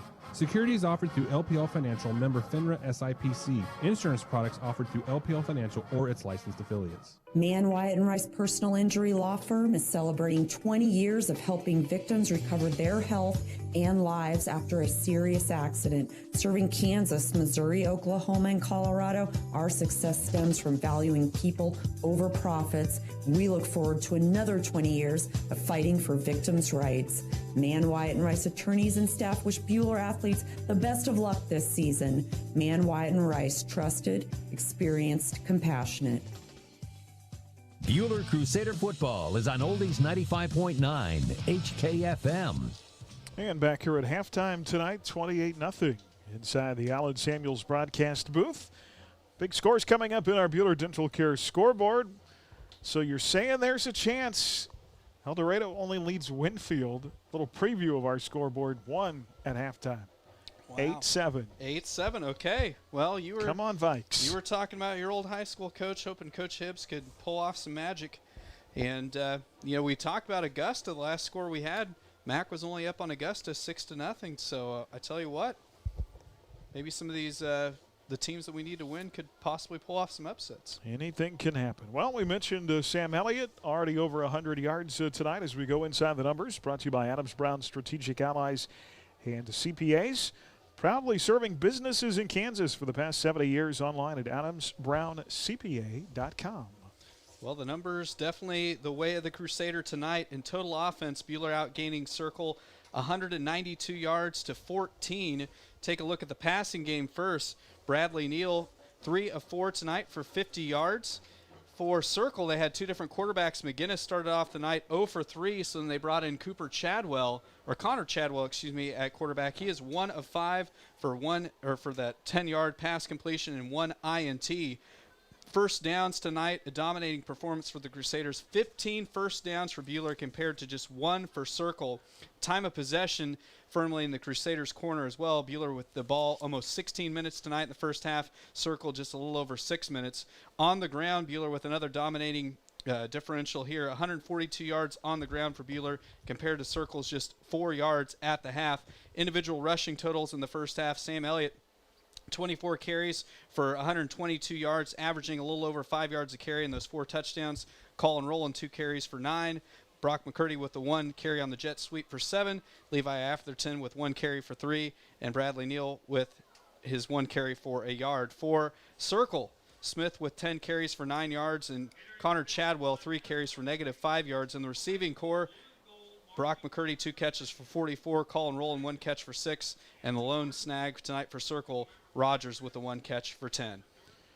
Well, we mentioned in the pregame, and I talked about it a couple of times in the first half, that Brad was 9 of 11 in this game last year, and he needed a night like that to get his confidence up. So far, 3 of 4 for 50 yards. That's a great start. That's a very good stat line. Very efficient night, and I bet you he's going to have a chance to maybe score a touchdown or 2 through the air here in the second half. It all is based off whether or not we have the wind in the third quarter, because I tell you what, I have a feeling a lot of the starters might not be playing a lot in the fourth this evening. Well, I have my player of the game already, and she's not in the game. We've been talking about how cold it is tonight.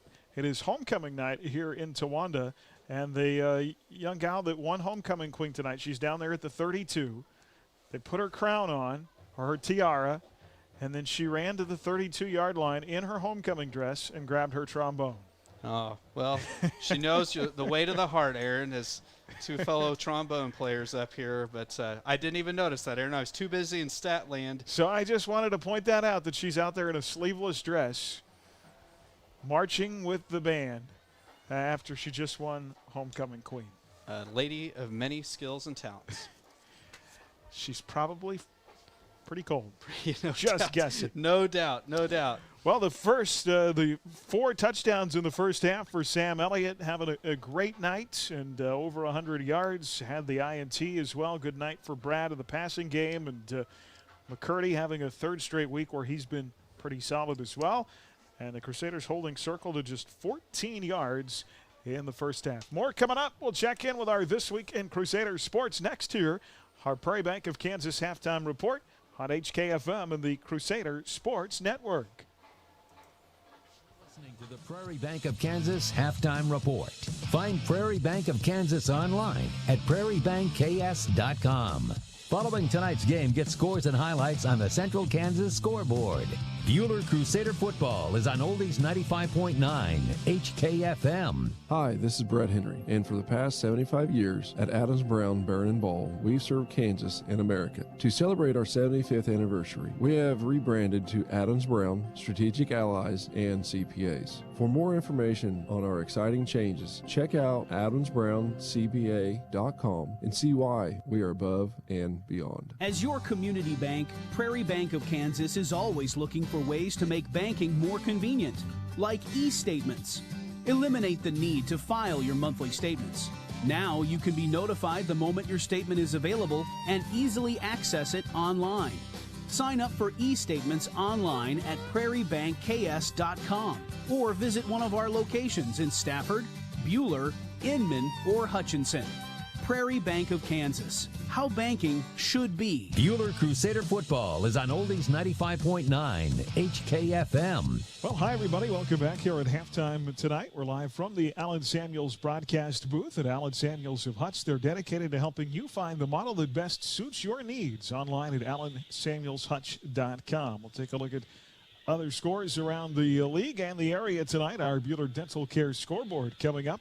And the second half kickoff here from Towanda, the Buhler Crusaders and the Circle Thunderbirds. Our tennis team took third at state a week ago last Saturday in singles. Brittany Tufel became a three-time state medalist, finishing fourth.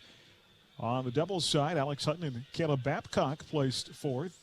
Kayla Babcock, just a sophomore, her first year on varsity, making her first state tournament, and talked about the difference in play and getting a crack at varsity here in 2020. It was a little stressful at first because it was all new and there were a lot of teams and players, and I wasn't sure how I was going to do, but I had worked hard all summer, so I was pretty excited too. It's been a fantastic high school career for her senior partner, Alex Hutton. Her third trip to state, now a two-time state medalist, and Alex talks about taking three different partners to the state tournament in 3 different years. I've had a different partner each year I went to state, and so it's just been kind of a different experience each year.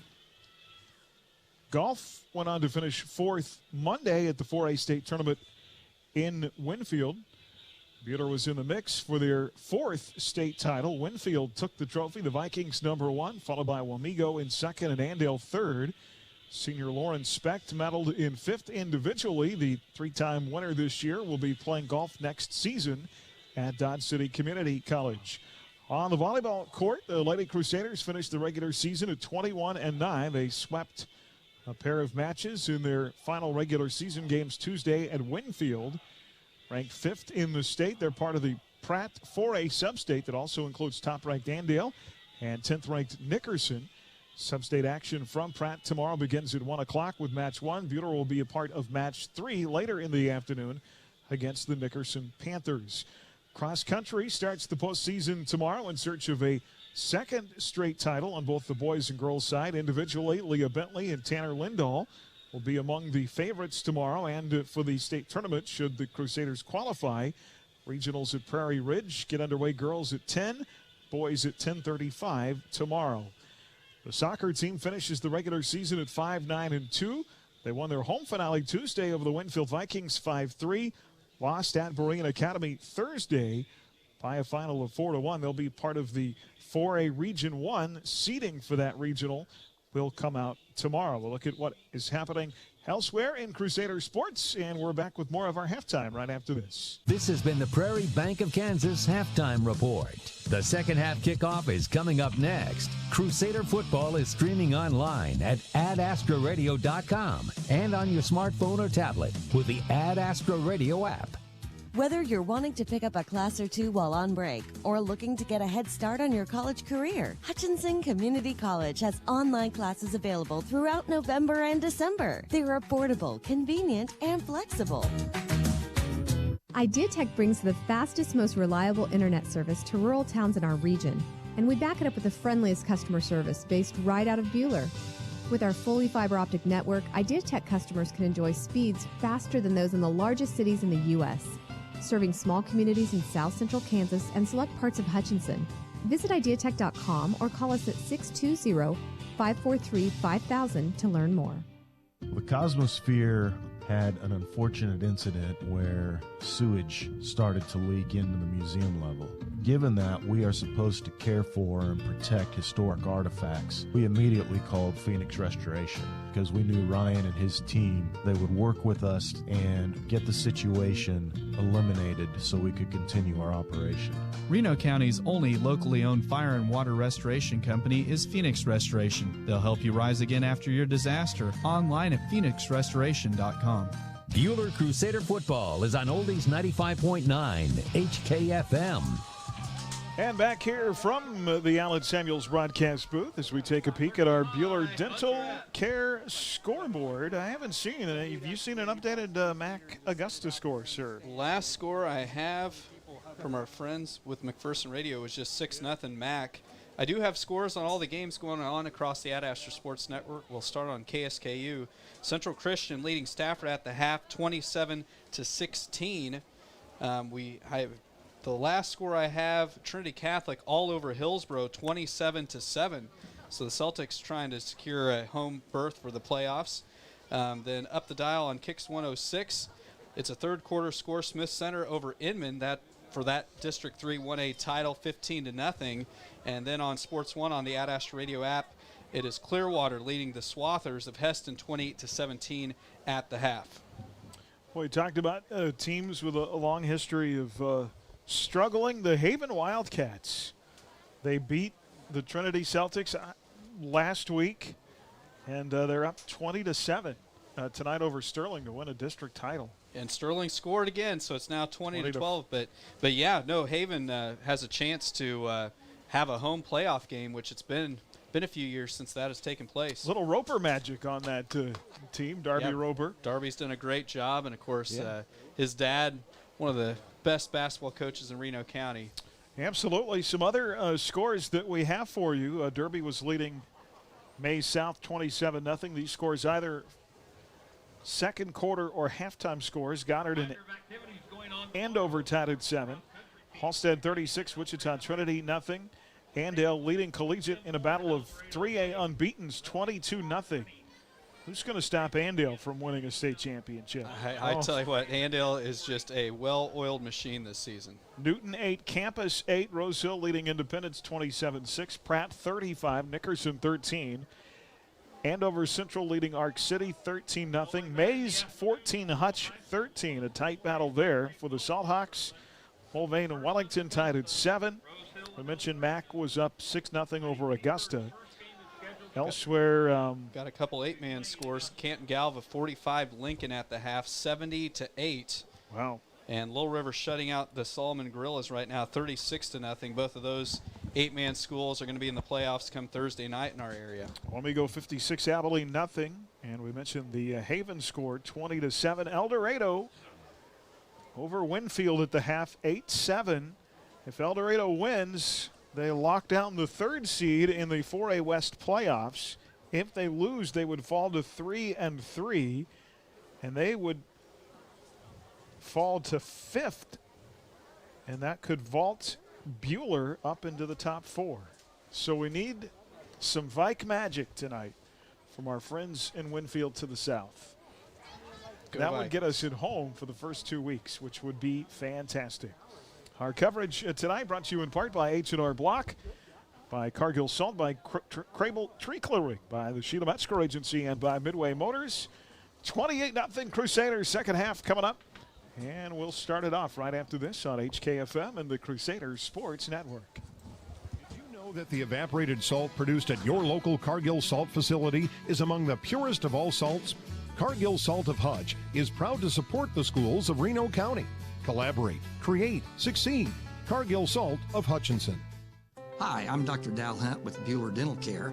At Bueller Dental Care, we have great registered hygienists to help schedule your family for convenience. You will receive high-quality dental care and build a positive relationship with our experienced staff in a pleasant and reassuring atmosphere. We like to have some fun with you and get to know you while you spend time with us. So be sure to give us a call at 620-543-2768 or email us at drdalldds@gmail.com. Bueller Dental Care, providing healthy smiles with a gentle touch. Bueller Crusader football is on Oldies 95.9 HKFM.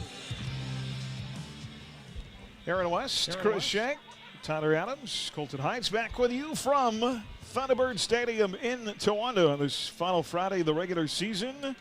Halloween is coming, fellas, and that means the football playoffs start next week. 8-man Thursday and 11-man on Friday. And don't forget about 6-man. The third place in the championship game will be on Halloween out in Dodge City, and the Cunningham Wildcats, one of the undefeated teams in 6-man, will have that game tomorrow over on Kansas Rocks as they host the Moscow Wildcats. Never call somebody from Moscow. They get kind of mad. Will that Halloween matchup be on the field of the Red Demons? It will be. Will be at Dodge High, and they call it the Wild West Bowl, and they play the third place game earlier in the afternoon at 1, and then the championship game at 4. What are the odds some crazy things happen there? Yeah, well, I know Cunningham's had quite the Cinderella season last year, went 0 this year, undefeated, so a big turnaround for Coach Lance McGuire and his boys down there at Cunningham. TA, you're headed to play baseball tomorrow, right? So yeah, it's going to be even colder than this. I feel so bad for you. Playing at Newman tomorrow, a little fall ball. Yes, sir. Second base. Right field, for fall, but typically well, it's middle still the infielder. right side of the field. Yep, yep. All right. Brock McCurdy, along with Campbell back deep to receive. Here is the kick from the 40 for the T-Birds. McCurdy takes it in the chest at the 15. Returnable 20, 25, 30, 35. And Brock's had some good returns this year. Scrambles that one up across the 35 to the 37-yard line. Yeah, Brendan Galloway saved Circles Bacon that time as McCurdy really had a nice return going. And so Bueller yet again with some great field position as they start off at the 37-yard line. Well, Circle did not get across midfield in that first half. Great job of the Black Knight defense. Bueller starting at their own 37 to start the second half with 4 first-half touchdowns. Out of the I formation, 2 tight ends again, and it'll be rolling the fullback on the inside carry, and not much there. No gain right at the 37. One of the better plays that Circle defensive front has had tonight. Yeah, tried to run the fullback trap that time and didn't work out for Roland. But, yeah, one of the only plays Bueller's had go for negative yardage this entire evening. So it's been a pretty efficient night offensively for the Crusaders. And coach wanting to keep that running game going. Christopher, he's called that double tight end quite a bit tonight. Well, they're really trying to wear down that defensive front for Circle. Last couple weeks we've had to deal with some beasts up front. Like Coach said in the pregame, these guys much more manageable. Second down and 10. They'll go to Elliott on the ground. Right side. Cuts around a tackler across the 40. And forward progress up to the 43. That'll be 6 for Sam. Continues to just stack up the yards as he already has 4 touchdowns tonight. Now a manageable 3rd and 5 for the Crusaders. And you would like to that first drive of the second half have it be a scoring drive. So big 3rd down on the way for Bueller. 3rd and 4 from the 43. They need to get across the 45 up to the 47 for a first down. They'll come to the line. 10 seconds on the play clock. 10:40 in the third. Up 28-0. Out of the I formation. Brad to throw. Near side McCurdy catches at the 45. He is going to be very close to the stick. I think they're going to mark him about a yard shy at the 44. It was a nice catch that time by Brigham as he got hit immediately as he caught the football by the safety, Lucas Rogers. And so the Crusaders are going to punt away as they're just 1 yard shy. Marked shy at the 46. I'd be awfully tempted to go for it right here. Yeah, you could really, really put some separation between you and the T-Birds. But Bueller's going to punt it away. The punter not on the field right now. Jeffrey Neal is coming across late. He was over practicing kicking with the net. And with 3 seconds on the clock, he'll get onto the field, and as time expires, he'll punt it away. Taken inside the 20 at the 19 by Ty Smith. Carson Muller got blocked into next week in the back, no call. At the 30 and forward progress up to the 38-yard line. Probably the right call, but up 28-0, 4th and 1. I trust Sam Elliott on that 4th down play. Yeah, it all matters how greedy you want to be here. But, yeah, Now Circle with some of the better field position they've had tonight. I was thinking more in terms of just keeping the clock running. Yes. But 9:41 to go. Circle from their own 38. They've not been across the 50 tonight. Here's Smith on first down. Great job by Elliott just cutting him low. Also Marcus Vossen on the stop for the Crusaders. Forward progress back to the line of scrimmage at the 38 and no gain. Circle, we mentioned just with 4 yards rushing in the first half, they continue to be stymied at the line of scrimmage. Great job by that Black Knight defense so far tonight. 9:14 to go in the third in a 28-0 game. Second down and 10. It'll be Chadwell out of the gun and flags at the snap, and that's likely somebody off sides up front. Yeah, they put a man in motion. It was Daniel Stovall, but a false start's going to be called on Circle, so they'll have 2nd and 15. That'll push them back 5 yards. And with Circle down 4 scores, them being a primarily a throwing team, they're going to be aggressive here in the third quarter throwing the football, as this is kind of their last chance with the wind at the back. That is their 4th penalty tonight. Still 8-7 now. El Dorado leading Winfield, end of third. Out of the gun to throw. Pass high, and it's nearly picked off. Almost intercepted. Went through the hands of Cameron Campbell on the far side at the 40. Yeah, the Crusaders, there's been about at least probably 3 or 4 footballs tonight that they could have picked off. That time it was Campbell. The ball got tipped way up in the air, and I just don't think Campbell was ready for it.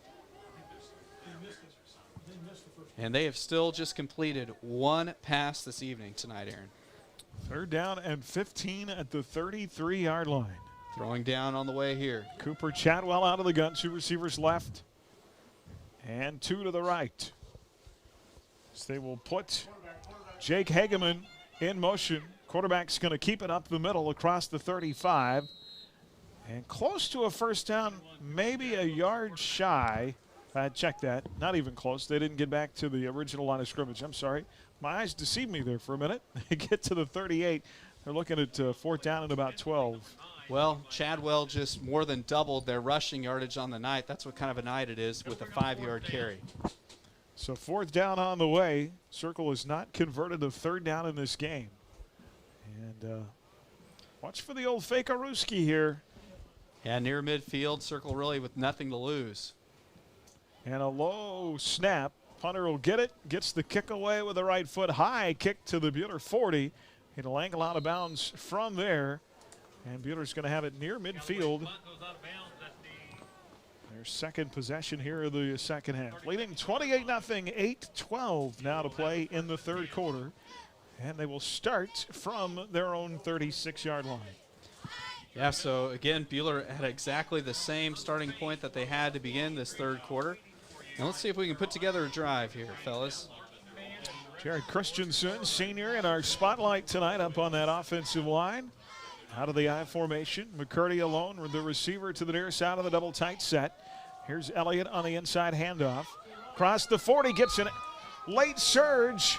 Where did that come from? Up to the 44. Well, they ran a crossbuck play that time as they've been having Elliott follow Roland almost all night long, and so a lot of the defenders committed to following Roland, and Elliott cut back to the left and was able to squirt forward for that 8-yard pickup on first down. Jared Christensen said he's played football ever since he was old enough to walk and talk.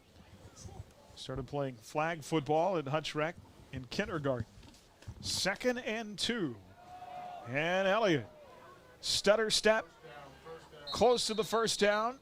The 44 reaches the 46 and give him enough to move the chains. Nice 5-yard pickup by Sam, and he really showed some of his strength that time as he just broke his way through some of those tackles, Tyler, and he is just such a strong young man. There's just sometimes he doesn't go down, and with that low center of gravity, it's hard for everybody to get low on him in general.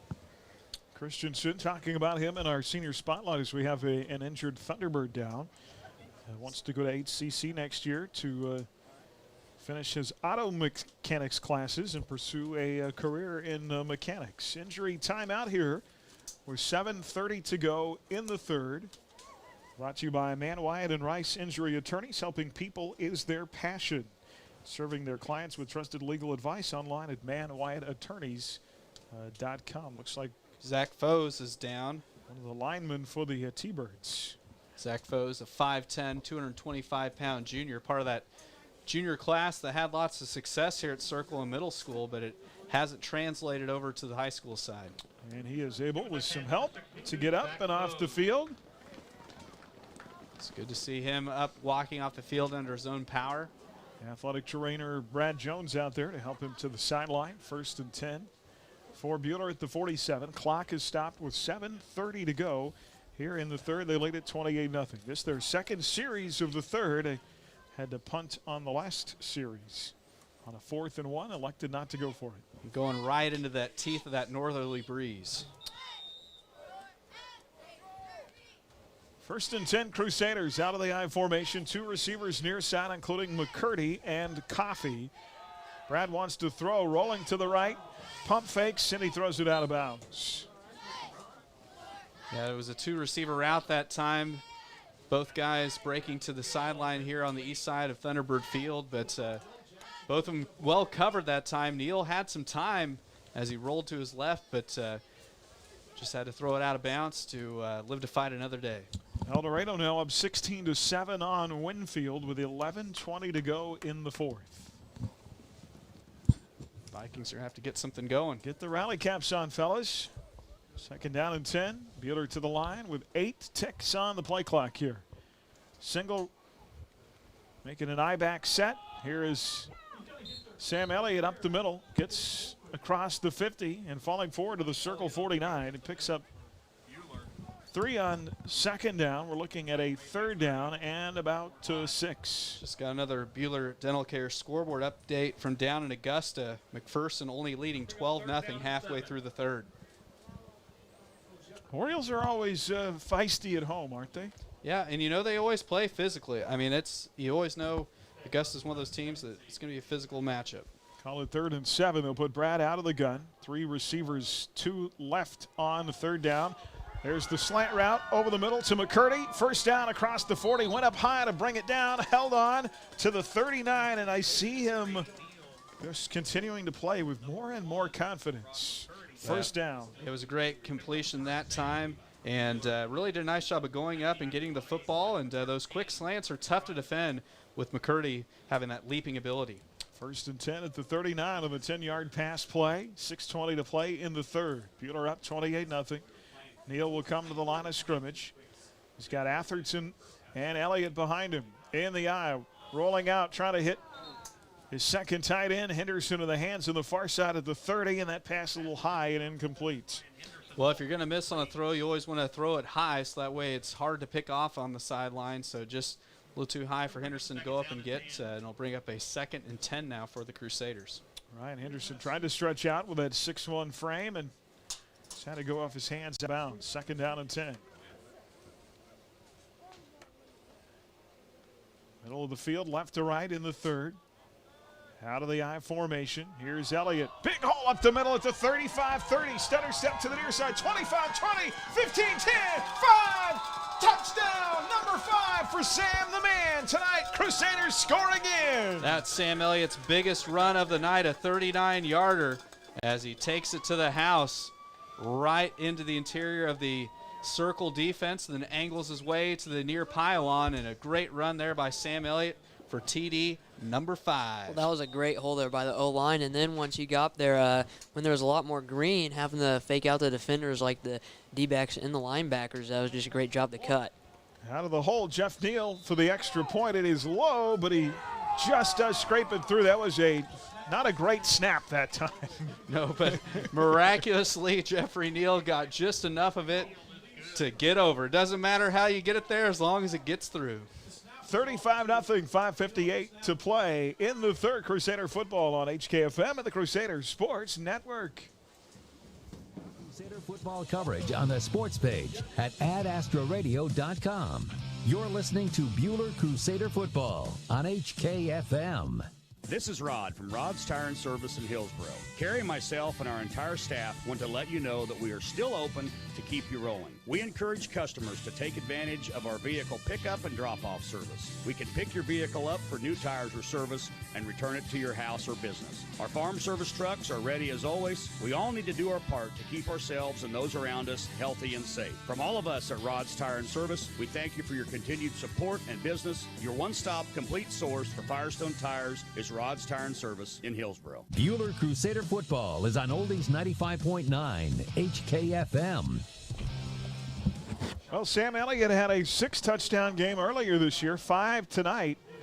A squib to the 30, and the ball miraculously again finds Brendan Galloway in the middle of the field. Well, you called it earlier, Aaron. There's just kind of those things that seem to happen over and over again, and Galloway is the guy fielding all the kickoffs for Circle tonight. We got another Bueller Dental Care scoreboard update. The Orioles scored. It's now 12-7. Augusta trying to help us out. From the 37, that's where the T-Birds will start their own 37, 1st and 10, down 35-0, 5:53 to go in the third. Out of the gun is Cooper Chadwell, and flags at the snap. It's going to be a false start on Circle. One of the guys moved, and that drew Coffey offsides. A 5th penalty tonight on the Thunderbirds. That'll move the ball back to the 32. T-Bird still trying to get across midfield for the first time tonight. Peter looking for win number 4 on the season. 1st and 15. Chadwell parks out the count, slaps the hands, takes the snap out of the gun, hands off Ty Smith, right side.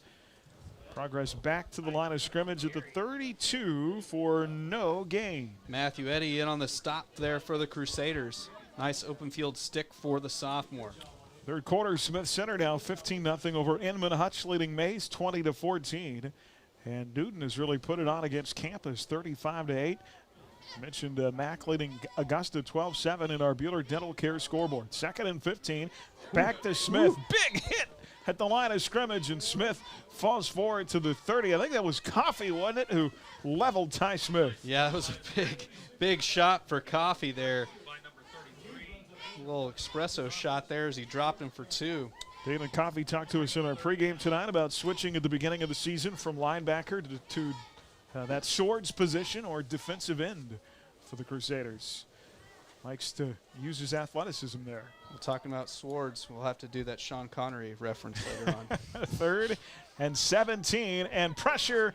Quarterback keeps it, and Brock McCurdy tries to go up for the INT. And just not quite enough as they were looking for Lucas Rogers on a heave. Cooper Chadwell was under all kinds of pressure, incomplete at the 40-yard line. But I love seeing Brock McCurdy be so aggressive that time, as he did go up for the football, battling there against the receiver, Lucas Rogers, and just wasn't quite able to pick it off. But the Crusaders are going to have great field position, even though Circle's punting with the wind. Well, if you could add a couple of more inches to that 5'10" frame, I think he's got it. 4th down, they'll punt away again. They've still not converted a 3rd down in this game. It'll be taken at the 30. Here's Matthew Eddy. Matthew wants to make something happen. Well, he did a nice job. We were talking baseball earlier. Eddy kind of just scooped that up, Tyler, and that was not an easy pickup for him there. Not at all. It was just a good bounce on the turf as well. Brings it back 2 yards to the 32. It'll be 1st and 10 there for the Crusaders. Peter trying to go 5-0 all time in this series against the Thunderbirds. Just a short series dating back to 2016. 5 TDs for Elliott tonight. Remember, he tied the school record earlier this year with 6. He's back in there. Neal under center. Here's the handoff. Sam cuts inside of a tackler to the 35, and he'll be stopped at the 36-yard line and a gain of 4. Sam Elliott continuing to rack up yards tonight. Well, he did a great job of just juking out the defensive lineman, Ian Milbrandt, that time. Really showed some of his cutting ability as he got 4 yards on where there wasn't much of a hole. 2nd down and 6 as Bueller comes to the line. 4:07 to play in the third, up 35-0. They will stay in the eye with 2 receivers, McCurdy and Henderson to the far side. Brad wants to throw, caught by Henderson, near the 43-yard line, and that is enough to move the chains. First down. That's Henderson's first catch of the night. Second time they've targeted him on that little drag route along the circle sideline. Nice job by Henderson hauling in the catch and staying in bounds. 10th catch of the season for Hindu on that far side. First and 10 at the 43. Now move the sticks and the clock will continue to run. Ryan comes out of the game, replaced by Mason Lipford. Second completion of the second half for Bradley Neal. Out of the I formation with two tight ends. Here's Elliott back on the ground, running to the left side of the formation. Across the 45, still scrambling for yards, and gets 3 to the 46 on first down. Well, I got to give kind of some credit to Circle. I mean, their guys are still trying to play ball hard, and they're making Elliott work that time as he had to break a couple tackles just to get those 3 yards. Well, besides that long run, they've really been playing well all game, especially the linebacker area. Second down and 7. We go inside 3 minutes to go in the third from the left hash mark, left to right. Out of the I formation, McCurdy alone, the receiver to the near side. Here's Elliott, stutter step, right then left across the 50. Into T-Bird territory down to the 45 as he picks up 9 more, make it 11 more yards and move the sticks yet again. Yeah, good to see Sam just really kind of getting in that groove here. I know I'd love to see him tie that record with 6 tonight, and he's going to probably have to do it maybe on this series because I don't know how much he's going to see action in the fourth. Yeah, I'd say the Varsity has about 2 minutes and 30 seconds left. And we've got a Bueller Dental Care scoreboard update. Andale blowing out Collegiate now 37-7. And Coach Warner calls a timeout here. 2:29 to play. First and 10, Bueller coming up in the third, up 35-0 here on HKFM and the Crusader Sports Network. With APAC Kansas Shares Division. You know we do big projects, but we also want you to know we can help you with parking lots, driveways, and other projects at your home or business. Asphalt or concrete, we're here to help. Call APAC today at 620-662-2112. Mid-Kansas Credit Union, serving Central Kansas from their locations in Mound Ridge and Bueller. Take control of your accounts and sign up for online banking at mkcu.com with features like remote capture deposit and online bill pay. Member owned and proudly supporting Crusader arts, athletics, and academics. Mid-Kansas Credit Union at 200 West 2nd in Bueller and in Mound Ridge. Member NCUA. Bueller Crusader football is on Oldies 95.9 HKFM. Our Crusader football coverage tonight brought to you in part by Adams Brown Strategic Allies and CPAs, by Yoder Meats, Erickson Custom Building, by Isaacson Insurance. Check him out on his new location up on 30th, and by the Bueller Roundtable. Also can get signed up for that Bueller Roundtable weekly newsletter, and not only what's happening with our varsity, our JV, our freshmen, and our middle school programs. Yeah, it's always great. You get the write-ups from the coaches and lots of chances to get to highlight some of the young men of Bueller football. Here's Sam on first down, breaks away from one tackler, now 2. He is still, as the Circle's got an injured player down on the field. The initial tackler for the T-Birds was Jake Schultz, and Schultz shaken up on the play as Sam gets across the 45, forward progress to the 43. Well, Sam had to work so hard for those yards as he was hit right after he took the handoff. Ryan Henderson, Colin Rowland back in. Out come Dalen Coffey and Javon Ostrom. Well, Circle really selling out to try to stop the run as they are stacking the box, going single coverage with all our receivers. Second down and 8 from the 43 after the 2-yard gain. They'll keep it with Elliott. And Elliott backing his way to the 40-yard line. Picks up 3 more yards. And that'll bring a third down. They need to get up to the 35 for a first down. So third down and 5 here. The clock continuing to roll here. $1:23 left in the third, up 35-0. Big third down conversion on the way for the Crusaders. 2 tight ends, the I formation. Lipford, the lone receiver, to the far side. There's the pitch to the left. Elliott now cuts to the edge, breaks out of a tackle. He's got the first down, and then a little bit more to the 34. Boy, by all rights, he should have been stopped short, but he's just so shifty and hard to bring down. Yeah, he went with the toss sweep that time. He read the block of Rowland. Looked like he was maybe going to go to the outside, then decided to cut up field and ran into a couple circle defenders, but had enough momentum to get it to the 35-yard line for the first down. And that'll move the sticks. Left hash mark of the 35. 45 seconds left in the third. Down to the final couple plays of this third quarter out of the I formation. Bradley will snap it.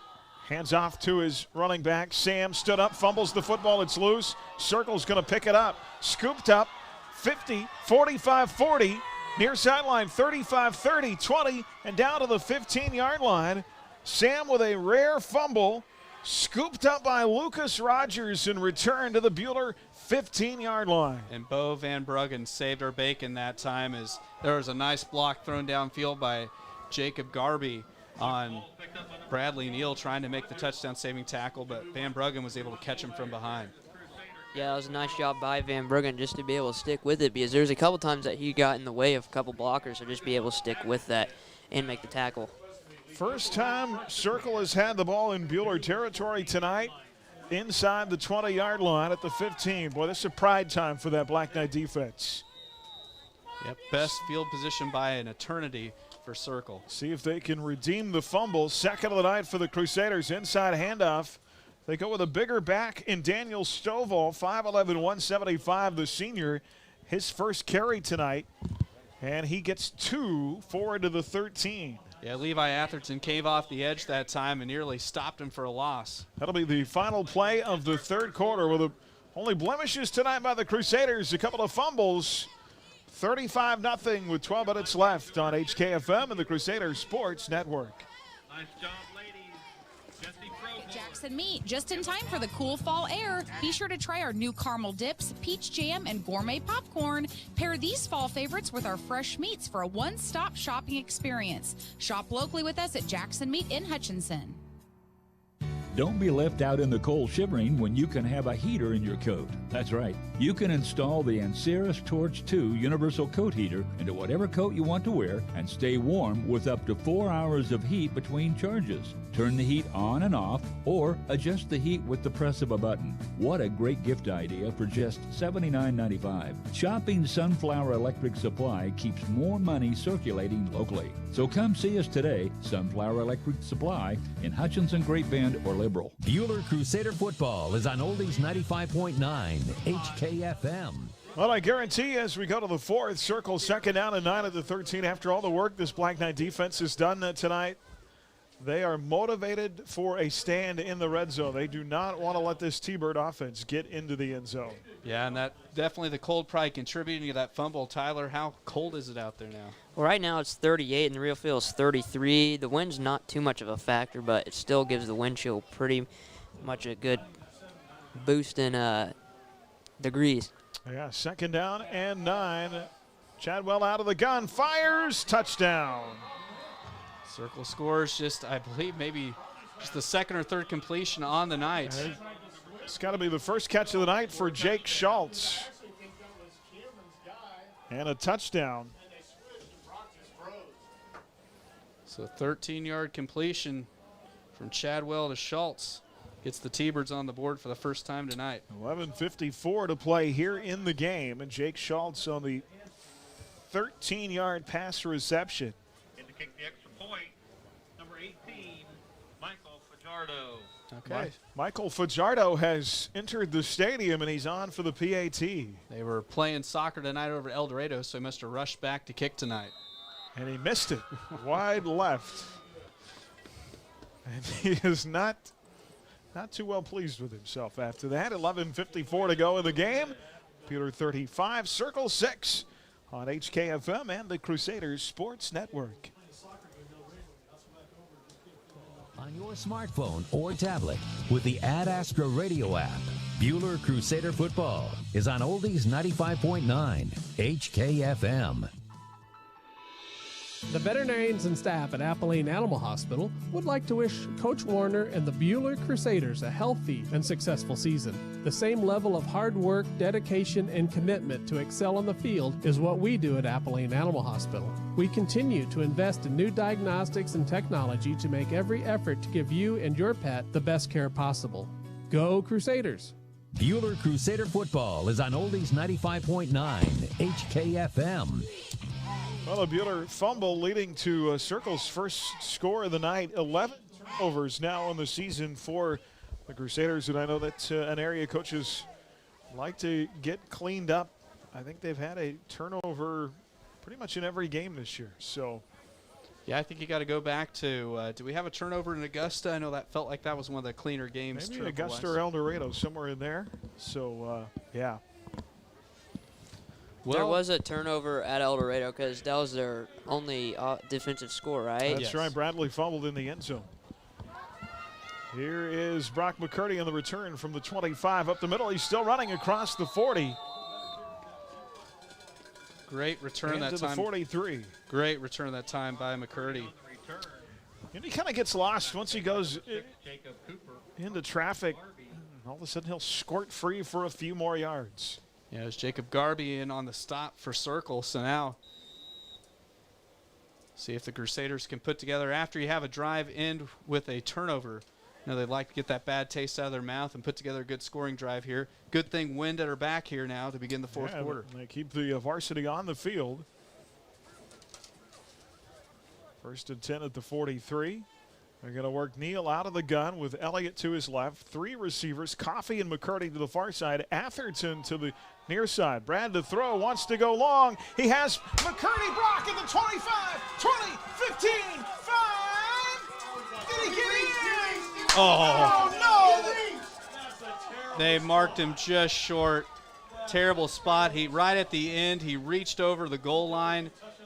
And he got caught from behind, dove forward, reached for the goal line, looked like he crossed the plane. They're going to mark him down at the 1. If only they could use our footage for reviews. Wow. Well, I tell you what, my dad has said it my entire life. Officials love nothing better than to mark the ball just short of the goal line. Doesn't matter what level of football it's at. But they can't review at this level like you're mentioning, Tyler. Longest catch of the season, 56 yards for Brock McCurdy. They'll go with a jumbo on 1st and goal and into the end zone. Touchdown, Crusaders. Well, the result of that long pass play not going to the house is Mr. Elliott now has tied the school record for the 2nd time this season with 6 rushing touchdowns. Well, that's just the 2nd time again. It's unthinkable that sometimes even break the record or tie the record. So hopefully they can, with 11:15 to go, maybe have a shot to actually break the record. Yeah, I don't know whether he'll get back in the game and have a chance or not. It'll be interesting to see. Crusaders having a little bit of personnel issues. Play clock now underneath 10. Going to have to hustle to get this PAT off. And Tanner Touchton came sprinting out of the field late. 3 seconds, they'll get the snap away, and then a flag comes out before Jeffrey Neal can kick the ball. Encroachment on Circle. 6 touchdowns tonight for Sam Elliott. Ties his season best and the school record for the 2nd time. Again, he, Jordan Oden, Tanner Fisher, and I believe Riley Allen all have career highs of 6 touchdowns. Defense, the kick was no good, so we'll enforce the penalty, half the distance goal line, and we kick.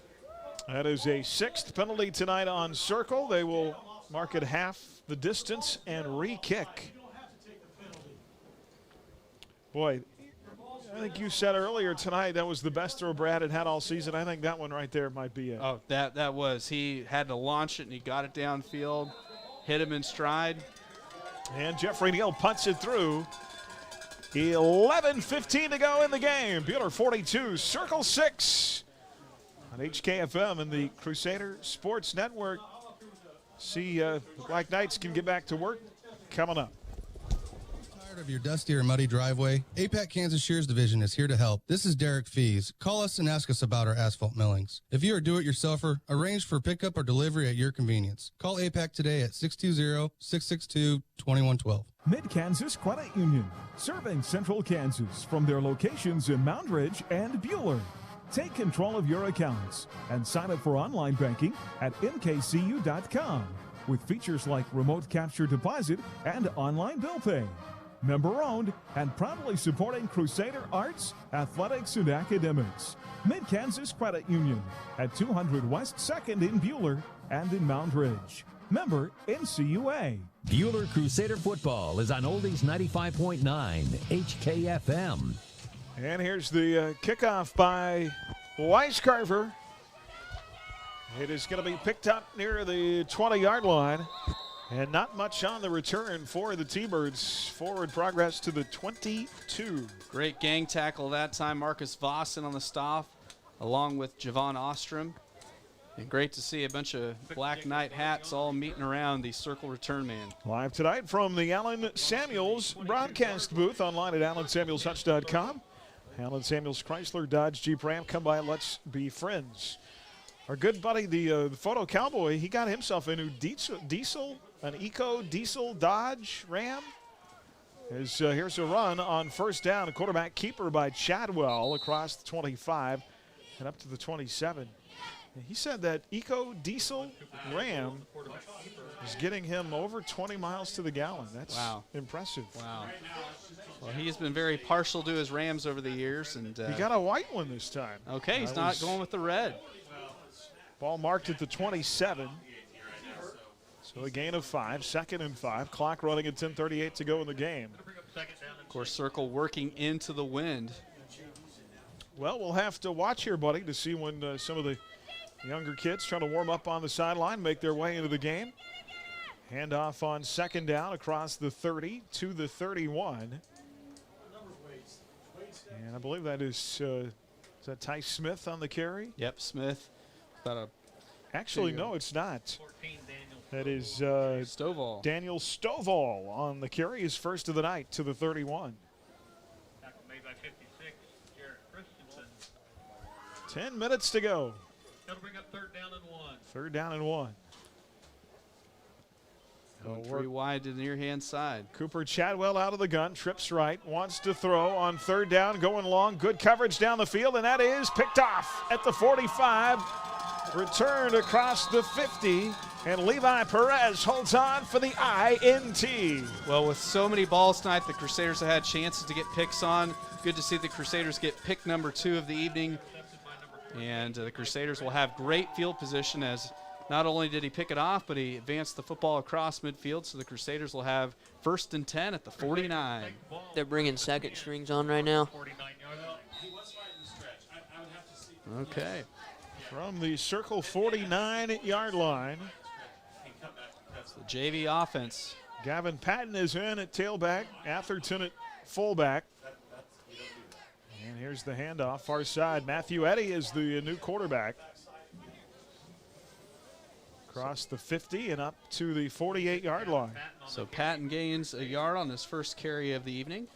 Jake Schultz in on the tackle for Gavin Patton coming into the game tonight. Had 10 carries or 72 yards previous to this on the season. Matthew Eddy, his first snap at varsity quarterback. Yeah, he's done a whale of a job with the JV offense this season. He'll stay in the eye. Again, we'll try and get as many of these guys mentioned in the game as we can. There's a fake, late pitch. Patton breaks out of a tackle and gets forward to the 48. Back to the line of scrimmage, and not much there. As, Bryce Ruda will chuck off the field, a sophomore wide receiver. Pitch goes out to number 20. And replaced by Cody Weiscarver. So now 3rd and long for the Crusaders. Circle still with their varsity defense out there, so anything the JV guys can accomplish, they're going to be doing it against a lot of older guys. Bunch of new linemen, including Ryan Kopletzer and Alex Lee. I formation, 2 receivers to the far side. Grant Rickers out there in the slot to the right side. Here's a handoff to Atherton, the fullback, breaks out of a tackle, spins across the 45. A tough run by Levi, and forward progress to the 44 of 4 yards. That'll bring the punt unit on. Other linemen coming off the field, including Wesley Miller and Brian Regier, who got the start tonight, still out there playing. It'll bring up 4th down. So now the Crusaders will punt away. We'll see if Jeffrey Neal can pin circle deep. They were able to do that back in the first half. Jeffrey Neal on to punt from the 45 on a 4th and 5. Angles it near side, out of bounds, close to the 27. See how far up the sideline the official walks it off. I was not too far off there, my friend. That was actually pretty good. A lot of times you can see the guys continue to walk up the field, and you're like, holy cow, that ball went out of bounds 10 yards ago. But that actually was pretty good. Spot on mark. 7:44 left in a 42-6 game. So we'll see now what... Circle from their own 28. Bueller still with first team D out there for the most part. Totally agree with that. So you don't want to give Circle any sort of momentum here with this time left. Timeout on the field. 7:44 left. Player of the game, play of the game coming up a little bit later on tonight. Also, final stats. We'll get our game recap and our Adams Brown Strategic Allies and CPAs recap later tonight, plus more updates in our Bueller Dental Care scoreboard coming up at the end of the game. El Dorado up 32-14 now.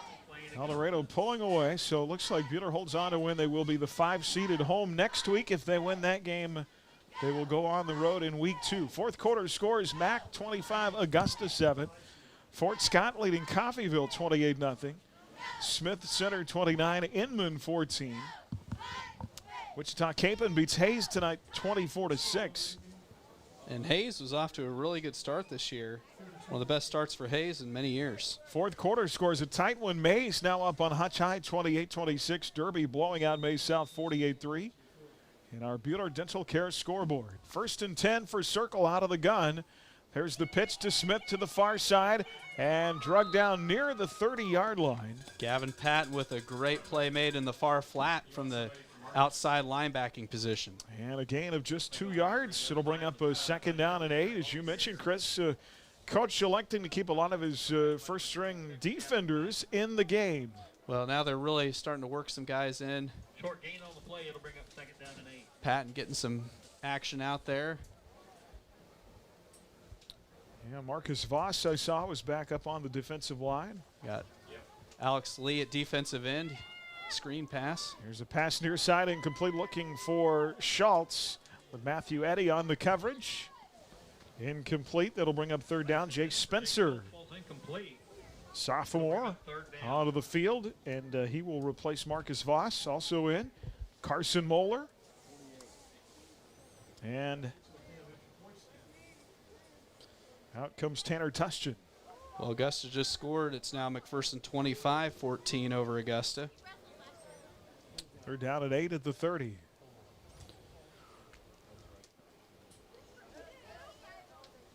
.703 left, 42-0. And a throw, nearly picked off at the 45. Great coverage over there Mason Lipford. by Mason Lipford.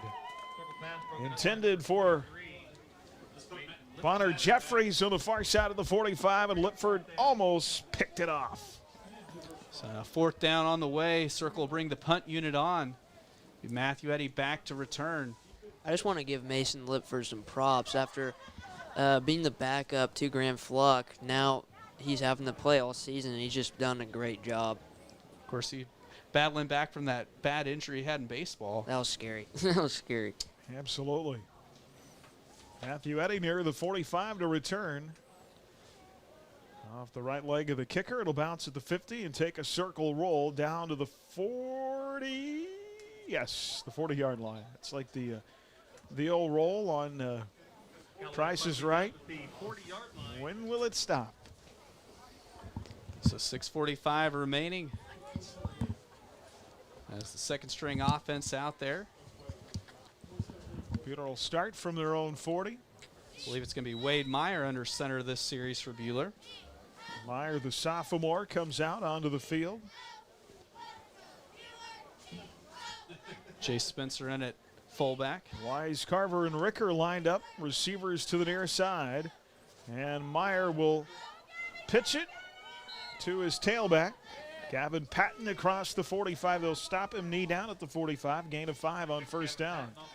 I think Patton is a kid who could maybe work himself into some type of role in the varsity next year. And They could be trouble, him and Elliott together.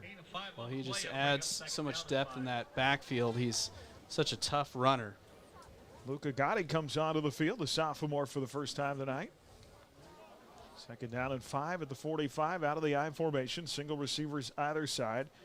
And Meyer hands it off. Patton across the 45-yard line and up to the 42. And mark him down 43, gain of 2. Brings up third down and manageable. 5:54 to play, 3rd and 3. And Circle still running their first team defense out there. So good to see the JV having some success because they're, like we mentioned, doing it against the best Circle has to offer. Here comes Austin Rogers onto the field. Third down and 3 at the 47, out of the I formation. Meyer will take the snap, pitches far side to Voss. Voss stretching for the first down. Oh, are they really going to mark him that short? I thought he had it. They're going to mark him about half a yard shy. Actually, it was Patton there with the carry, but yeah, they marked him just short. I thought he had it, buddy. Well, I think sometimes you get in a situation where officials are going to try to help out the team that's down a bunch. Man, because I thought he got across midfield as well. My motivation is chicken. Let's keep that clock running. For the listeners not sure what Aaron's talking about, we're trying to get to slim chickens before 10 o'clock. Jeffrey Neal will punt it away again, and Ty Smith is going to get away from it. It bounced at the 10 and took a hard roll into the end zone for the touchback. I thought it might on that second bounce maybe carry him back this way, but it rolled all the way out the back of the end zone. Well, one of the funnest parts of this for me is when we start to get to call some of those younger guys. I know that's a huge honor for them. Means a lot to get a chance to get in the game. Oh, yeah, because, I mean, JV, they've been battling hard this year. On a 3-game winning streak right now, it's amazing what happens when we don't have to play Andale in back-to-back JV games. Circle from their own 20. Some more guys continuing to work in. Trace Ward out there at linebacker. Missed a good chunk of this year earlier with a thumb injury. So Javon Ostrom comes on to the game at defensive back. Here's the snap. Boy, we had 10 men on the field for a long time, and I think Jace Spencer came sprinting on late. That's the thing. We only had 10 guys basically in play when the ball was snapped, and they still only gained a yard. Second down and no gain at the 20-yard line. And they still got the first string O out there for Circle. Yeah, Spencer playing defensive tackle, and he was late getting on the field. No gain, it'll bring up second down. 4:08 left. As Cooper Chadwell Ball works loose. out of the gun. Ball comes loose, picked up. Nice Circle's stuff. got it. Great job, Atherton. Loss. Just buried him. Loss all the way back to the 15-yard line. Levi coming up from the defensive end spot to make the stop. 5-yard loss there for Chadwell. It'll be 3rd and 15. Working more guys into the game here. Seen a lot of warm-up jackets come off. Circle's not able to convert here on 3rd down. Bueller will get the ball back. 3rd and 15 going long, and it is tipped. Ostrom tipped it up in the air. Incomplete.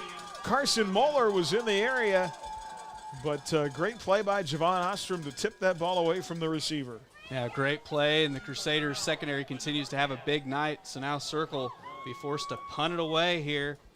Clock stops on the incompletion with 3:16 remaining. The ball delivered high by Cooper Chadwell over the middle. And Ostrom at 5'10" was able to go up and get a hand on it. Well, Ostrom's had a really nice season as a receiver down on JV, so good to see him making some plays on defense. 4th and 15. Circle have to punt away again inside their own 5. Matthew Eddy's going to get away from it. It bounces at the 35 and down at the 36 with 3:07 left. So the Crusader offense will set up shop. Short field here at the 36-yard line. So best field position the Crusaders have started off with 42-6 our score. Since the second quarter. Bueller dominating with 6 more Sam Elliott touchdowns tonight. 15 to the play clock as they come to the line. And now another quarterback in Jeffrey Neal. 4th quarterback we've seen tonight, Jeff Neal, with 2 receivers left out of the eye. They'll pitch it near side. Run at the 30. Breaks out of a tackle, 25 and out of bounds. Nice run by Gavin Patton, showing some wheels to get to the edge. Yeah, biggest run of the night for Gavo that time. We'll say about a 12, 13-yard pickup for the sophomore. As he was tiptoeing along the Bueller sideline, his momentum just carried him out of bounds. Nice run. Good lead block thrown by Jay Spencer. 12 yards up to the 24. It'll be 1st and 10. Neal under center, 2 receivers to the far side, including Luca Gotti and Bryce Ruda. They'll keep it on the ground. Neal with a keeper. Nice read on the belly option for Jeffrey. Carry up to the 20. A gain of 4. That'll be 2nd down. Here's Ryland Parks, another sophomore rotating into the game. Austin Rogers back on, along with Trace Ward. 2nd and 6 after the gain of 4 by Jeffrey Neal. 2:31 left. Bueller to the line of scrimmage at the 20-yard line. He'll stay in the I formation. Neal takes the snap, hands off to Patton. Patton, the guy trailing him from behind, tackled after a gain up to the 18-yard line. 2 more yards for Gavin. That'll bring up a 3rd down and 4. A big 3rd down on the way for the Crusaders. Most likely in 4-down territory. Wade Meyer checks back into the game. I'm guessing he'll line up at receiver. Jeffrey Neal playing quarterback. Under a minute 50 to play, up 42-6, 3rd down and 4. Out of the I formation. Belly series, and the ball's loose. Fumble, and who's got it? I think Circle Circle did recover it, unfortunately. At the 20. So it's going to be T-Bird football. They got a long ways to go, 80 yards to go. 3rd fumble tonight by the Crusaders on offense. A minute 39 left. Circle is going to have it from their own 20.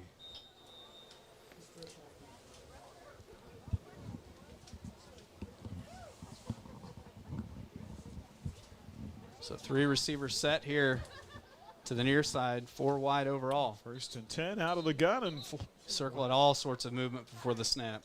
Whistles come. Well, now you gotta get ready for the playoffs. Bueller, the 5 seed. Well, if I'd done my math correctly, they would have, starting the night, they would have hosted Circle. Now that could change with Circle losing if somebody below them wins, or, you know, things get mixed up a little bit. Here's Chadwell out of the gun, hands it off. Ty Smith scrambling. And sack. Alex Lee with the big stop there for the Crusaders. I think he had 10 maroon helmets chasing him that time, all the way back inside the 5-yard line. Huge, huge loss. Mark him down at the 6 officially. A 14-yard loss that time for Smith.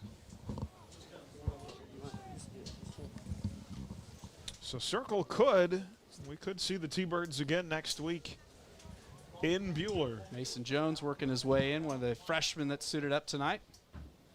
2nd down and 20 now, 58 seconds left. Out of the gun, Chadwell, handoff Smith near side at the 10, and then stumbled up and tripped up near the 15. Wade Meyer in on the tackle for the Crusaders. Actually, no, it was Weiscarver in on the stop. 36 seconds left. They have to get off one more play on a 3rd down and 15.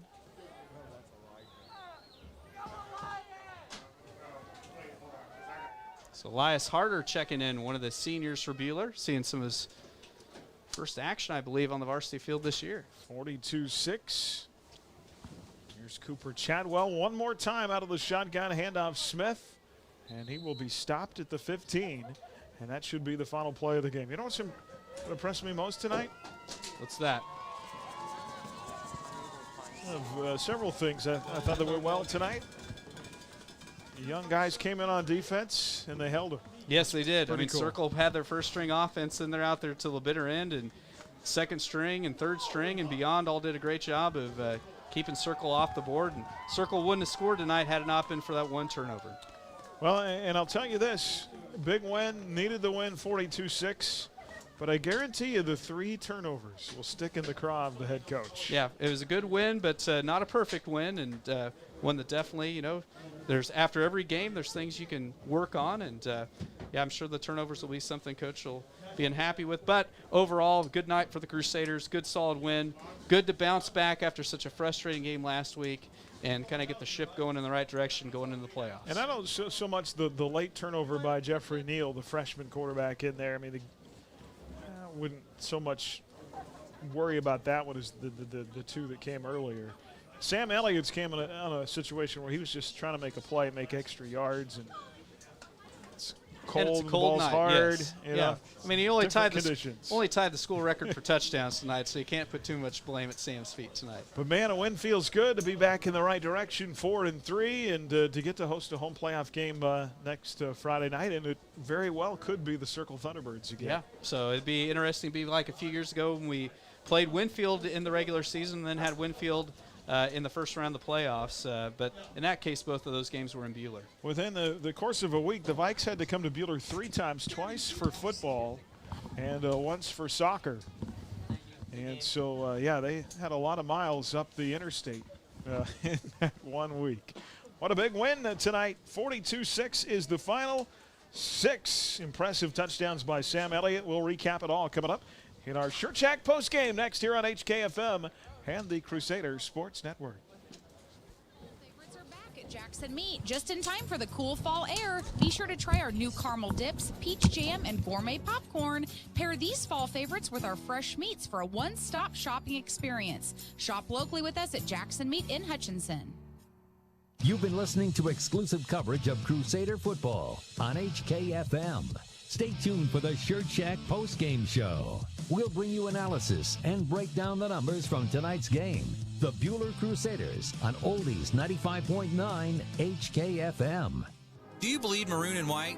Do you want to help the students of BHS in their extracurricular activities? The Buhler High Booster Club helps support hundreds of students each year. To join, stop by the Buhler Closet at any home game or email BuhlerBoosterClub@gmail.com. Like annual physicals, a yearly financial checkup can help make sure you're on track for well-being. This is Monty Cross with HCU Investment and Insurance Services, and we specialize in thoughtful investment guidance aimed at keeping your finances in shape. To schedule a checkup with a financial consultant, visit hcu.coop/checkup or call 620-669-0177. Securities offered through LPL Financial, member FINRA SIPC. Insurance products offered through LPL Financial or its licensed affiliates. Hi, this is Cliff Ray with Ray & Sons Roofing Company, and today I brought our 4-year-old grandson, Brogan. Brogan, did you know Ray & Sons Roofing is 80 years old this year? Do you know what that means? No, Papa. It means we have a lot of experience. Brogan, did you know we have been the best of the best every year? You know what that means? What, Papa? People trust us, and that's a very good thing. For a free inspection or estimate, go to rayandsons.com. Roof the right way, the right way. First National Bank is a proud sponsor of local high school sports. We have an experienced staff prepared to provide you with a variety of banking solutions. Please visit our website, fnbhutch.bank. That's fnbhutch.bank for more information. First National Bank of Hutchinson, we're first for you. Visit one of the First's 5 convenient locations in Hutchinson, including inside Dillon's Marketplace. First National Bank of Hutchinson, member FDIC.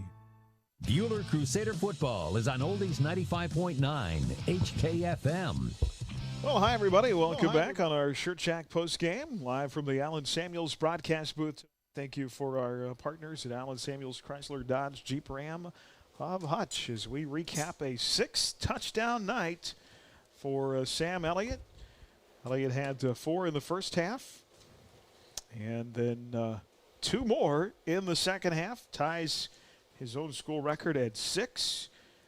And sixth straight night where he has just been very difficult to bring down. And offense looked good, minus a couple of turnovers, able to move the ball, and good job getting in. Talked about the newbies on the offensive line, and Brian Regier and Jaden McQueen. Of course, we'll get a kind of a report. They grade those offensive linemen out every week in several areas, and see where we are next week. The good news is if you get another team like Circle next week, that gives those young guys one more week to kind of get their feet under them. Yeah, and it's good to get action in a situation that's not a life or death situation. So the first time you step onto a varsity field, you have a little bit of confidence. And and it's neat just to see all the youngsters get in because those guys work hard. And, you always remember that first time you step onto the varsity field. Mentioned the touchdown. Sam Elliott runs in the first half of 17, 2, 5, 1. Those are the 4 first-half touchdowns. Then a 39-yarder and a 1-yarder in the second half. That 1-yarder was the final score of the night. And maybe one of the best passes of the season for Brad Neal. Over the top, he hit Brock McCurdy in stride.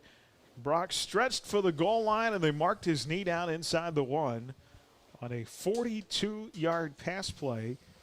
Check that, 56-yard pass play, longest of the season for Brock. And, he stretched out, looked like the nose of the football might have touched the plane of the goal line, but they marked him down at the 1. Well, we always talk about it. The officials love to mark a guy just short of the goal line to kind of show that they're awake. But, Sam, great night, and the passing game was efficient tonight for the Crusaders, still working on trying to total up some of these numbers. But, there's going to be a pretty good stat line tonight for Buhler. But the most important stat line, the big solid win. And we'll get to Coach here in just a second. We will get him on as Coach calling us early tonight in our post game. Always got to hit a couple of buttons here. Technology these days. days. It's great, isn't it? Coach, you with us? I am with you. I need you to come up here and help me with this technology, Coach. I'm not real good at that. Well, good to see get the team pushed back in the right direction, get a win after a couple of losses, and everybody's got to be feeling better about that. And another fantastic night. 6 more touchdowns tonight from Sam Elliott. Yeah, that was just a great performance by him. And they were tough yards, too. We weren't getting to their linebackers very well. He was able to have a one long run, and he was excited because he didn't get caught from behind. And the way we played last week, we had to come back, and we needed this just basically for some redemption. And the kids feel good about themselves, and now we got to get ready for the playoffs and keep working hard at practice. Thought, too, important for Brad Neal, your quarterback, to come and have a solid night, be on the positive side of the completion ratio, not throw a pick, and help him get some confidence back. Well, another thing he did, there was a situation where a receiver ran the wrong route again, unfortunately. But instead of forcing it, he threw it away, and that's something that we've been working with him a lot too. And so, to me, that's taking steps in the right direction. Even though it was an incompletion, he didn't throw the interception. He threw the ball away, and then we lived to play another down. So obviously, every week we want him to get better and get confidence. That's why we did throw a couple of fades, but we did some short routes to try just again get confidence in the passing game and get his confidence up for sure. Yeah, one of his better throws of the year, that big pass there in the second half over the top to Brock McCurdy for 56 yards. And, boy, if the football didn't cross the plane, it came awfully close. Oh, yeah, Brock was really upset about that. He thought he had the touchdown, and that's all right. Sam was happy because then he could go for his 6th touchdown. So he ties another record. That's good for him, but I wanted Brock to get that touchdown too. He's been close, and we're working to get him the ball as much as we can, and he's very athletic. We wanted him to get a touchdown. Absolutely. You go with a couple of young guys up on the offensive line tonight. Just overall, I know we'll talk more about it Monday, but how Regier and those guys performed tonight. Well, I thought they did all right. I mean, obviously, at the very beginning, they were tentative a little bit, and I think they got better as the game went on. Jake then dinged his knee a little bit. I think he's going to be fine, but he came out in the third, and then that's just more reps for Brian. We left Brian in with the JV, and then we're going to have to make a decision of whether Brian plays JV on Monday or not, just because the more reps he can get, the better, but obviously we don't want him to get hurt if Jake's dinged up. So we'll have to make that decision Sunday in our coaches' meetings, and then we'll let him know. But I'm proud of both of them because, it's not an easy chore, and we knew that the inside linemen of Circle were good. You know, they had a good shade and a good 3-tech, and they were in our backfield more than what we wanted. Yeah, defensively, other than the touchdown tonight, I love the way your D-backs played. I thought we got better. I thought we broke up, have several PBUs. We had a pick by Sam, and yes, our D-backs definitely played much better. We had good pressure on the quarterback too. I thought that we definitely got better with our D-backs. Yeah, absolutely. And then your young guys come in at the end of the game, Coach, and you hold them on a couple of defensive series. So that's pretty cool. We did. It made them punt, and that was nice to see. And then we were moving the ball on the ground with our second team too, you know, our JV. So I was glad to see that. I think everybody got to play. Maybe one person didn't get in, but I think that we were trying to get everybody in, trying to get everybody a rep. All right, Coach. Well, good win, and there's a chance we might see these guys again next week. So looking forward to getting ready for the playoffs.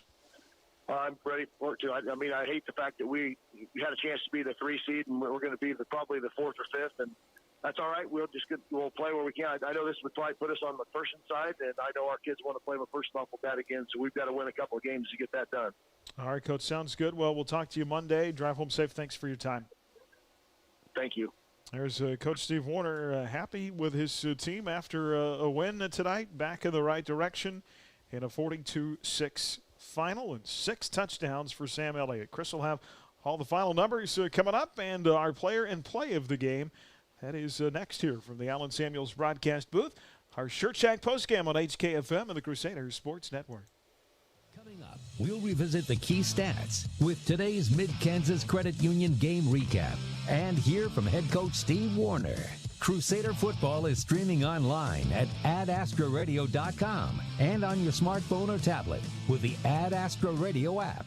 At Adams Brown, we go above and beyond to help our clients. Hi, this is Brett Henry. We'd love to show how our team can help your business. Stop by our Hutch location at 30th and Plum or check out AdamsBrownCPA.com. Adams Brown, Strategic Allies and CPAs, above and beyond. Now through December 7th is your annual Medicare D sign-up period. The Hutch Medicine Shop once again is the one and only place you need to consider to help get your best plan. Throw away any literature you receive in the mail and don't be misled by TV ads. If you want to get your meds local and get the best prices, come to the Medicine Shop. We'll input your drug list and find your best plan. Medicare D sign-up is now at the Hutch Medicine Shop in Midtown. My name is Jim Remar, and I'm President and Chief Operating Officer at the Cosmosphere. Working with Phoenix Restoration was great. They were quick to respond. They were reliable. They really went out of their way to accommodate us and to do what they could to help keep our operation going while they were in there addressing the problem. As far as we're concerned, they're the best in the business. Reno County's only locally owned fire and water restoration company is Phoenix Restoration. They'll help you rise again after your disaster. Online at phoenixrestoration.com. Stock number T41550 down, outsigning 720 FICO, 84 months on approved. I saw your ad last week on the $299 Dodge Journey, and I know your goal is 100% credit approval, but how does someone with a low credit score, slow pays, or late pays get approved? Even with no credit or bad credit, we know sometimes bad things happen to good people. At Allen Samuels, our credit rebuilding program means that you can drive a brand new vehicle at a payment you can afford. Let us help you. Only at Allen Samuels of Hutch, 30th and Lorraine, online 24 hours a day at AllenSamuelsHutch.com. Allen Samuels of Hutch. Come by and let's be friends. Bueller Crusader football is on Oldies 95.9 HKFM. All right, well, welcome back here. Our Shirt Shack post game on HKFM as we look at our final numbers. Tonight we'll go inside the numbers brought to you by Adams Brown Strategic Allies and CPAs, proudly serving businesses in Kansas for the past 70 years. Online at AdamsBrownCPA.com. Well, taking a look at the offensive numbers for the Crusaders, we'll start first on the ground game. Tonight, Sam Elliott, leading rusher by a long ways. He had 36 carries for 229 yards. Again, he tied the school record again for the second time this season with 6 rushing touchdowns.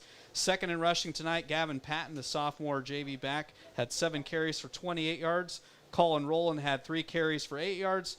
Brock McCurdy had 1 carry for 7. Jeffrey Neal had 1 carry for 4, and Bradley Neal had 1 carry for a yard. In the receiving corps tonight, Brock McCurdy led the charge, 5 catches for 123 yards. Ryan Henderson had 1 catch for 8. Colin Rowland had 1 catch for 5. And Bradley Neal, a very efficient night, 7 of 12 for 131 yards. should have had at least one touchdown pass, but Mr. Elliott got that instead on the ground, which I'm sure Sam's totally fine with that.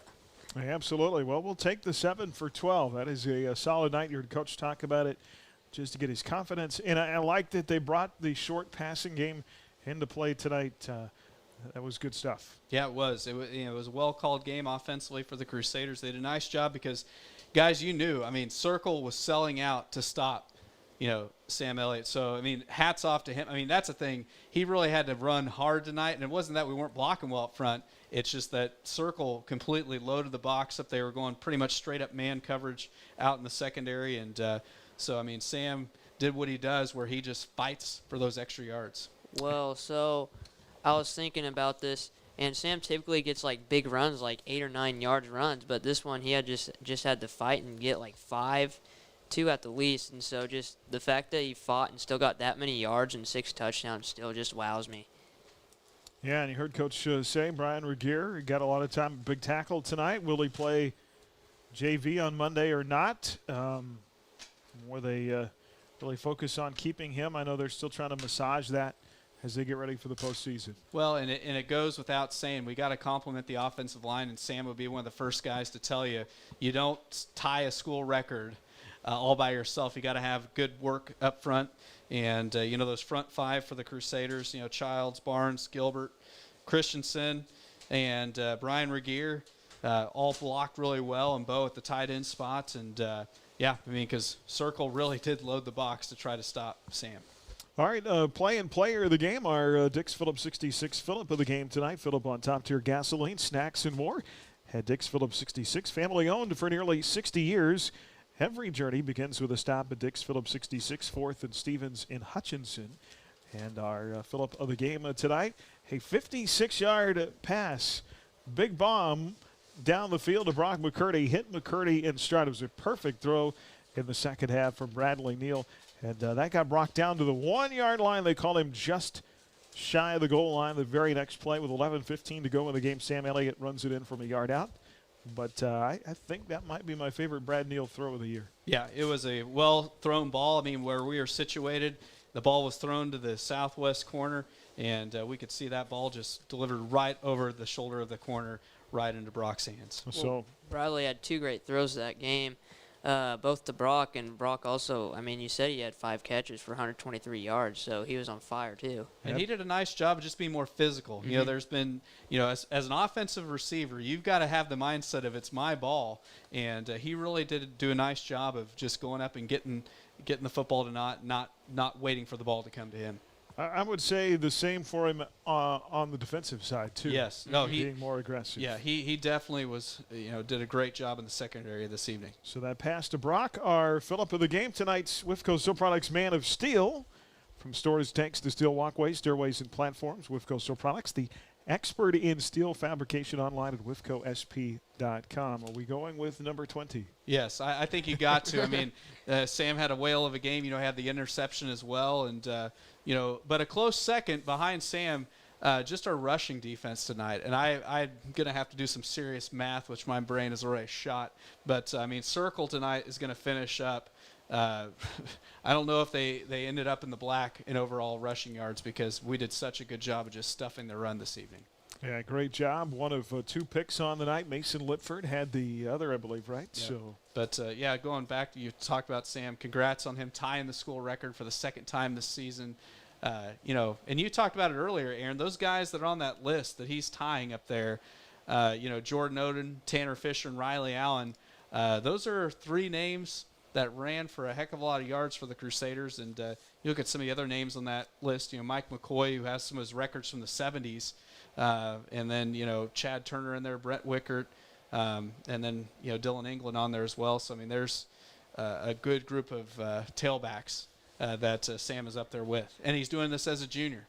But not only has Sam done it once, he's done it twice, and then he's been 5 yards short. Was it 5 yards short of the I believe single it was game? 3. 3? Yeah. Jeez, well, the single game rushing, so. That is Mike McCoy's record of, it goes back to the 70s you mentioned. That, I think, other than that mark, all the other rushing records in Bueller history are held by either Allen, Fisher, or Odin. Yeah, I mean, I'm looking across the way. There's those names up there quite a bit. And just, there's been a lot of good tailbacks in Buhler history. Absolutely. Quite a run and quite a job by Sam Elliott tonight, our Whiffco Steel Products Man of Steel. 42-6 the final. Back to wrap it up with some final scores and thoughts right after this on HKFM and the Crusader Sports Network. Steve Warner for the Crusader Coaches Show, live from AJ Sports Grill, Monday nights at 6:30 on HKFM. Your home for Crusader football is Oldies 95.9 HKFM. Rise Up Reno and Chief Hooper want to remind you about the importance of prevention. You know, when kids or when families get involved in drugs, one of the things, unfortunately, that we see in law enforcement is that lots of times that behavior or the consequences of being involved in drugs leads to criminal behavior in our community. Stand up for our community. Prevention matters. Rise up, Reno. Is it time for a fundraiser? As you consider the best way to raise dollars for your organization, think of Yoder Meats. Our snack stick fundraiser is easy to manage and low cost to get started. Yoder Meats snack sticks are shelf stable, come in 12 different delicious flavors, and provide a great return. Give us a call at 620-465-3807 or email snacksticks@yodermeatsks.com. Follow us on Facebook and Instagram for the latest information and updates on our weekend specials. Taste the old-fashioned flavor at Yoder Meats in Yoder and 3 locations in Wichita. IdeaTech brings the fastest, most reliable internet service to rural towns in our region, and we back it up with the friendliest customer service based right out of Buhler.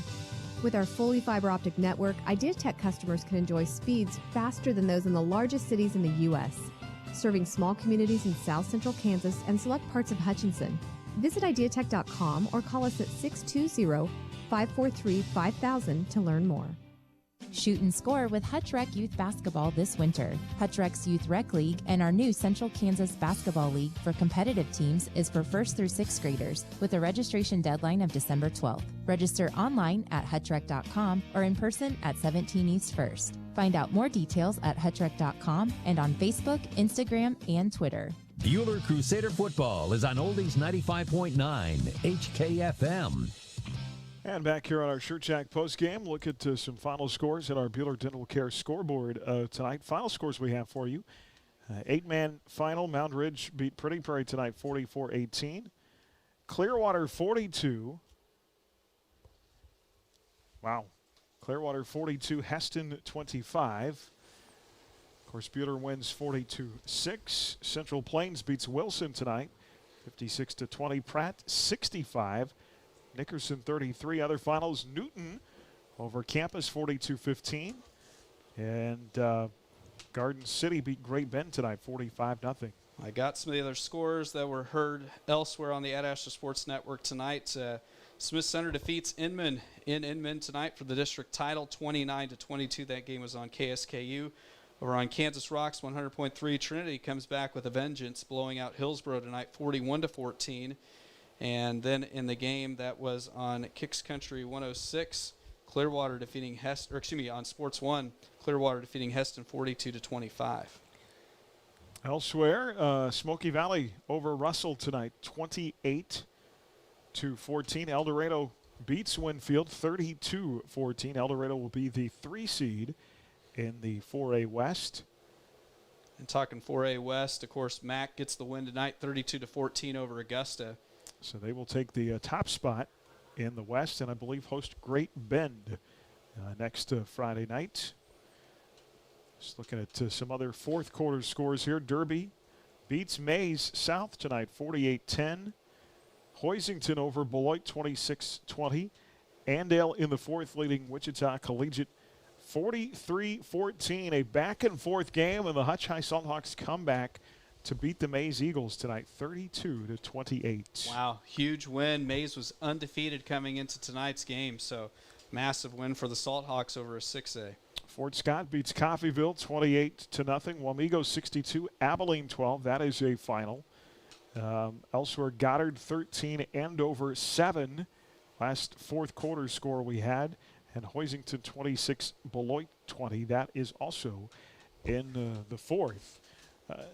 Rose Hill was leading Independence by a good bit at halftime, so I'm going to assume that Rose Hill won tonight. So that would put it Mac 1, Andover Central 2. And they were leading Arc City earlier. El Dorado 3, Rose Hill 4, Buhler 5, and Wamego 6. Now at the bottom side, Great Bend lost tonight. Abilene lost tonight, so they'll still be 15 and 16. Winfield lost. Winfield lost tonight. I don't know about Mulvane and Wellington. That could mess some things up. Independence lost to fall to, I believe, 1 and 3. I think they've only played 4 games. Yep. And a Circle lost. I'm going to say we will host one of 3 teams. Independence, Circle, or Mulvane. Yep. That would be my guess. Yep. And we'll be at home for that first round game next Friday. And if we win that, probably heading down to the city with a hungry little bank. Rose Hill, there's a good chance that would be the 4-5 game. They're in the second round, and then the winner of that as the 5 seed. You would be on Mac's side, right? Yes, sir. Yeah. So there's still first in the semifinals. Still a lot to play for. Quarterfinals. Yes. Yeah, you got to take it one opponent at a time, 1 week at a time, because obviously from here on out, you win, you're in. You lose, you're out. So, but yeah, the Crusaders having some momentum. Good to be with a winning record going into the playoffs and playoff game at home, and in a season where we've only had 2 home games. I know, Aaron, we finally get to be at home. It'll be nice. For just the 3rd time this season. Have fun at baseball TA tomorrow. Yeah, Good thank job. you. Colton, your brother's running cross country tomorrow, right? So, and Tyler hogs that microphone just quite a bit. So, your brother Spencer, yeah, getting to run regionals tomorrow. Yep, he, Hayden Keller, Tanner Lindahl, Wyatt Bunce. I'm trying to think of who else. They'll be all up in that pack tomorrow, hopefully trying to get 2 years in a row winning regionals. All right, so Lindahl is one of the 2 favorites to win 4A state. Give me his time tomorrow. Is he sub 16? Is he going to get he's been into the 15s a couple of times. He set a new PR this year, which I think was 3 seconds off the school record, 5 seconds off. Leah Bentley broke the school record, which she held this year. So, yeah, that'll be fun, and you'll be cold, so it'll be great. Yeah, I know. Good luck to our cross-country team tomorrow as they take on a host of other teams. They are the favorite on both the girls and boys side at regionals tomorrow. So it's nice they get to host it. So if you want to go out and watch the Crusaders, they'll be right across the way from Prairie Hills there on Lucille. And, yeah, best of luck. Yeah, and good luck to our volleyball team in sub-state tomorrow. Lady Crusaders 5th in the state. They are in the Pratt sub-state. They will host Nickerson, which isn't it interesting how these things work out? Coach Deidre Immel, first year at Buhler, has got them ranked in the top 5. And who does she play in the first round of sub-state? Her old team. Nickerson. And she's, of course, a Nickerson grad, so it makes it even more interesting. Yeah, absolutely. So they the first match tomorrow, I believe, is at 1. It's afternoon for 4A. And then Buhler plays in the 3rd match. So it'll be a little bit later, probably 3 o'clock before they take on Nickerson. And then they'll get the winner of Andale and the play-in game between Pratt. And I know there's one other team sandwiched in there as well. So good luck to our volleyball team as well tomorrow. Fellas, thanks. Thank you. Thank you. Good job tonight. And thanks to everybody that watched via YouTube. 112. Listened. 112 watchers tonight or connections. And everybody listening on the app and online, of course, and right here on HKFM. We'll see you next Friday night. First round of the playoffs from Crusader Stadium. That'll be a 7 o'clock kick. 6:25 for the pregame next Friday night. For Chris Shank, Tyler Adams, and Colton Hines here in the West. Have a pleasant good evening, everybody. You've been listening to Crusader Football. Alan Samuels, Chrysler Dodge Jeep Ram and Hutch are proud supporters of high school sports. And of course, we are proud to support our community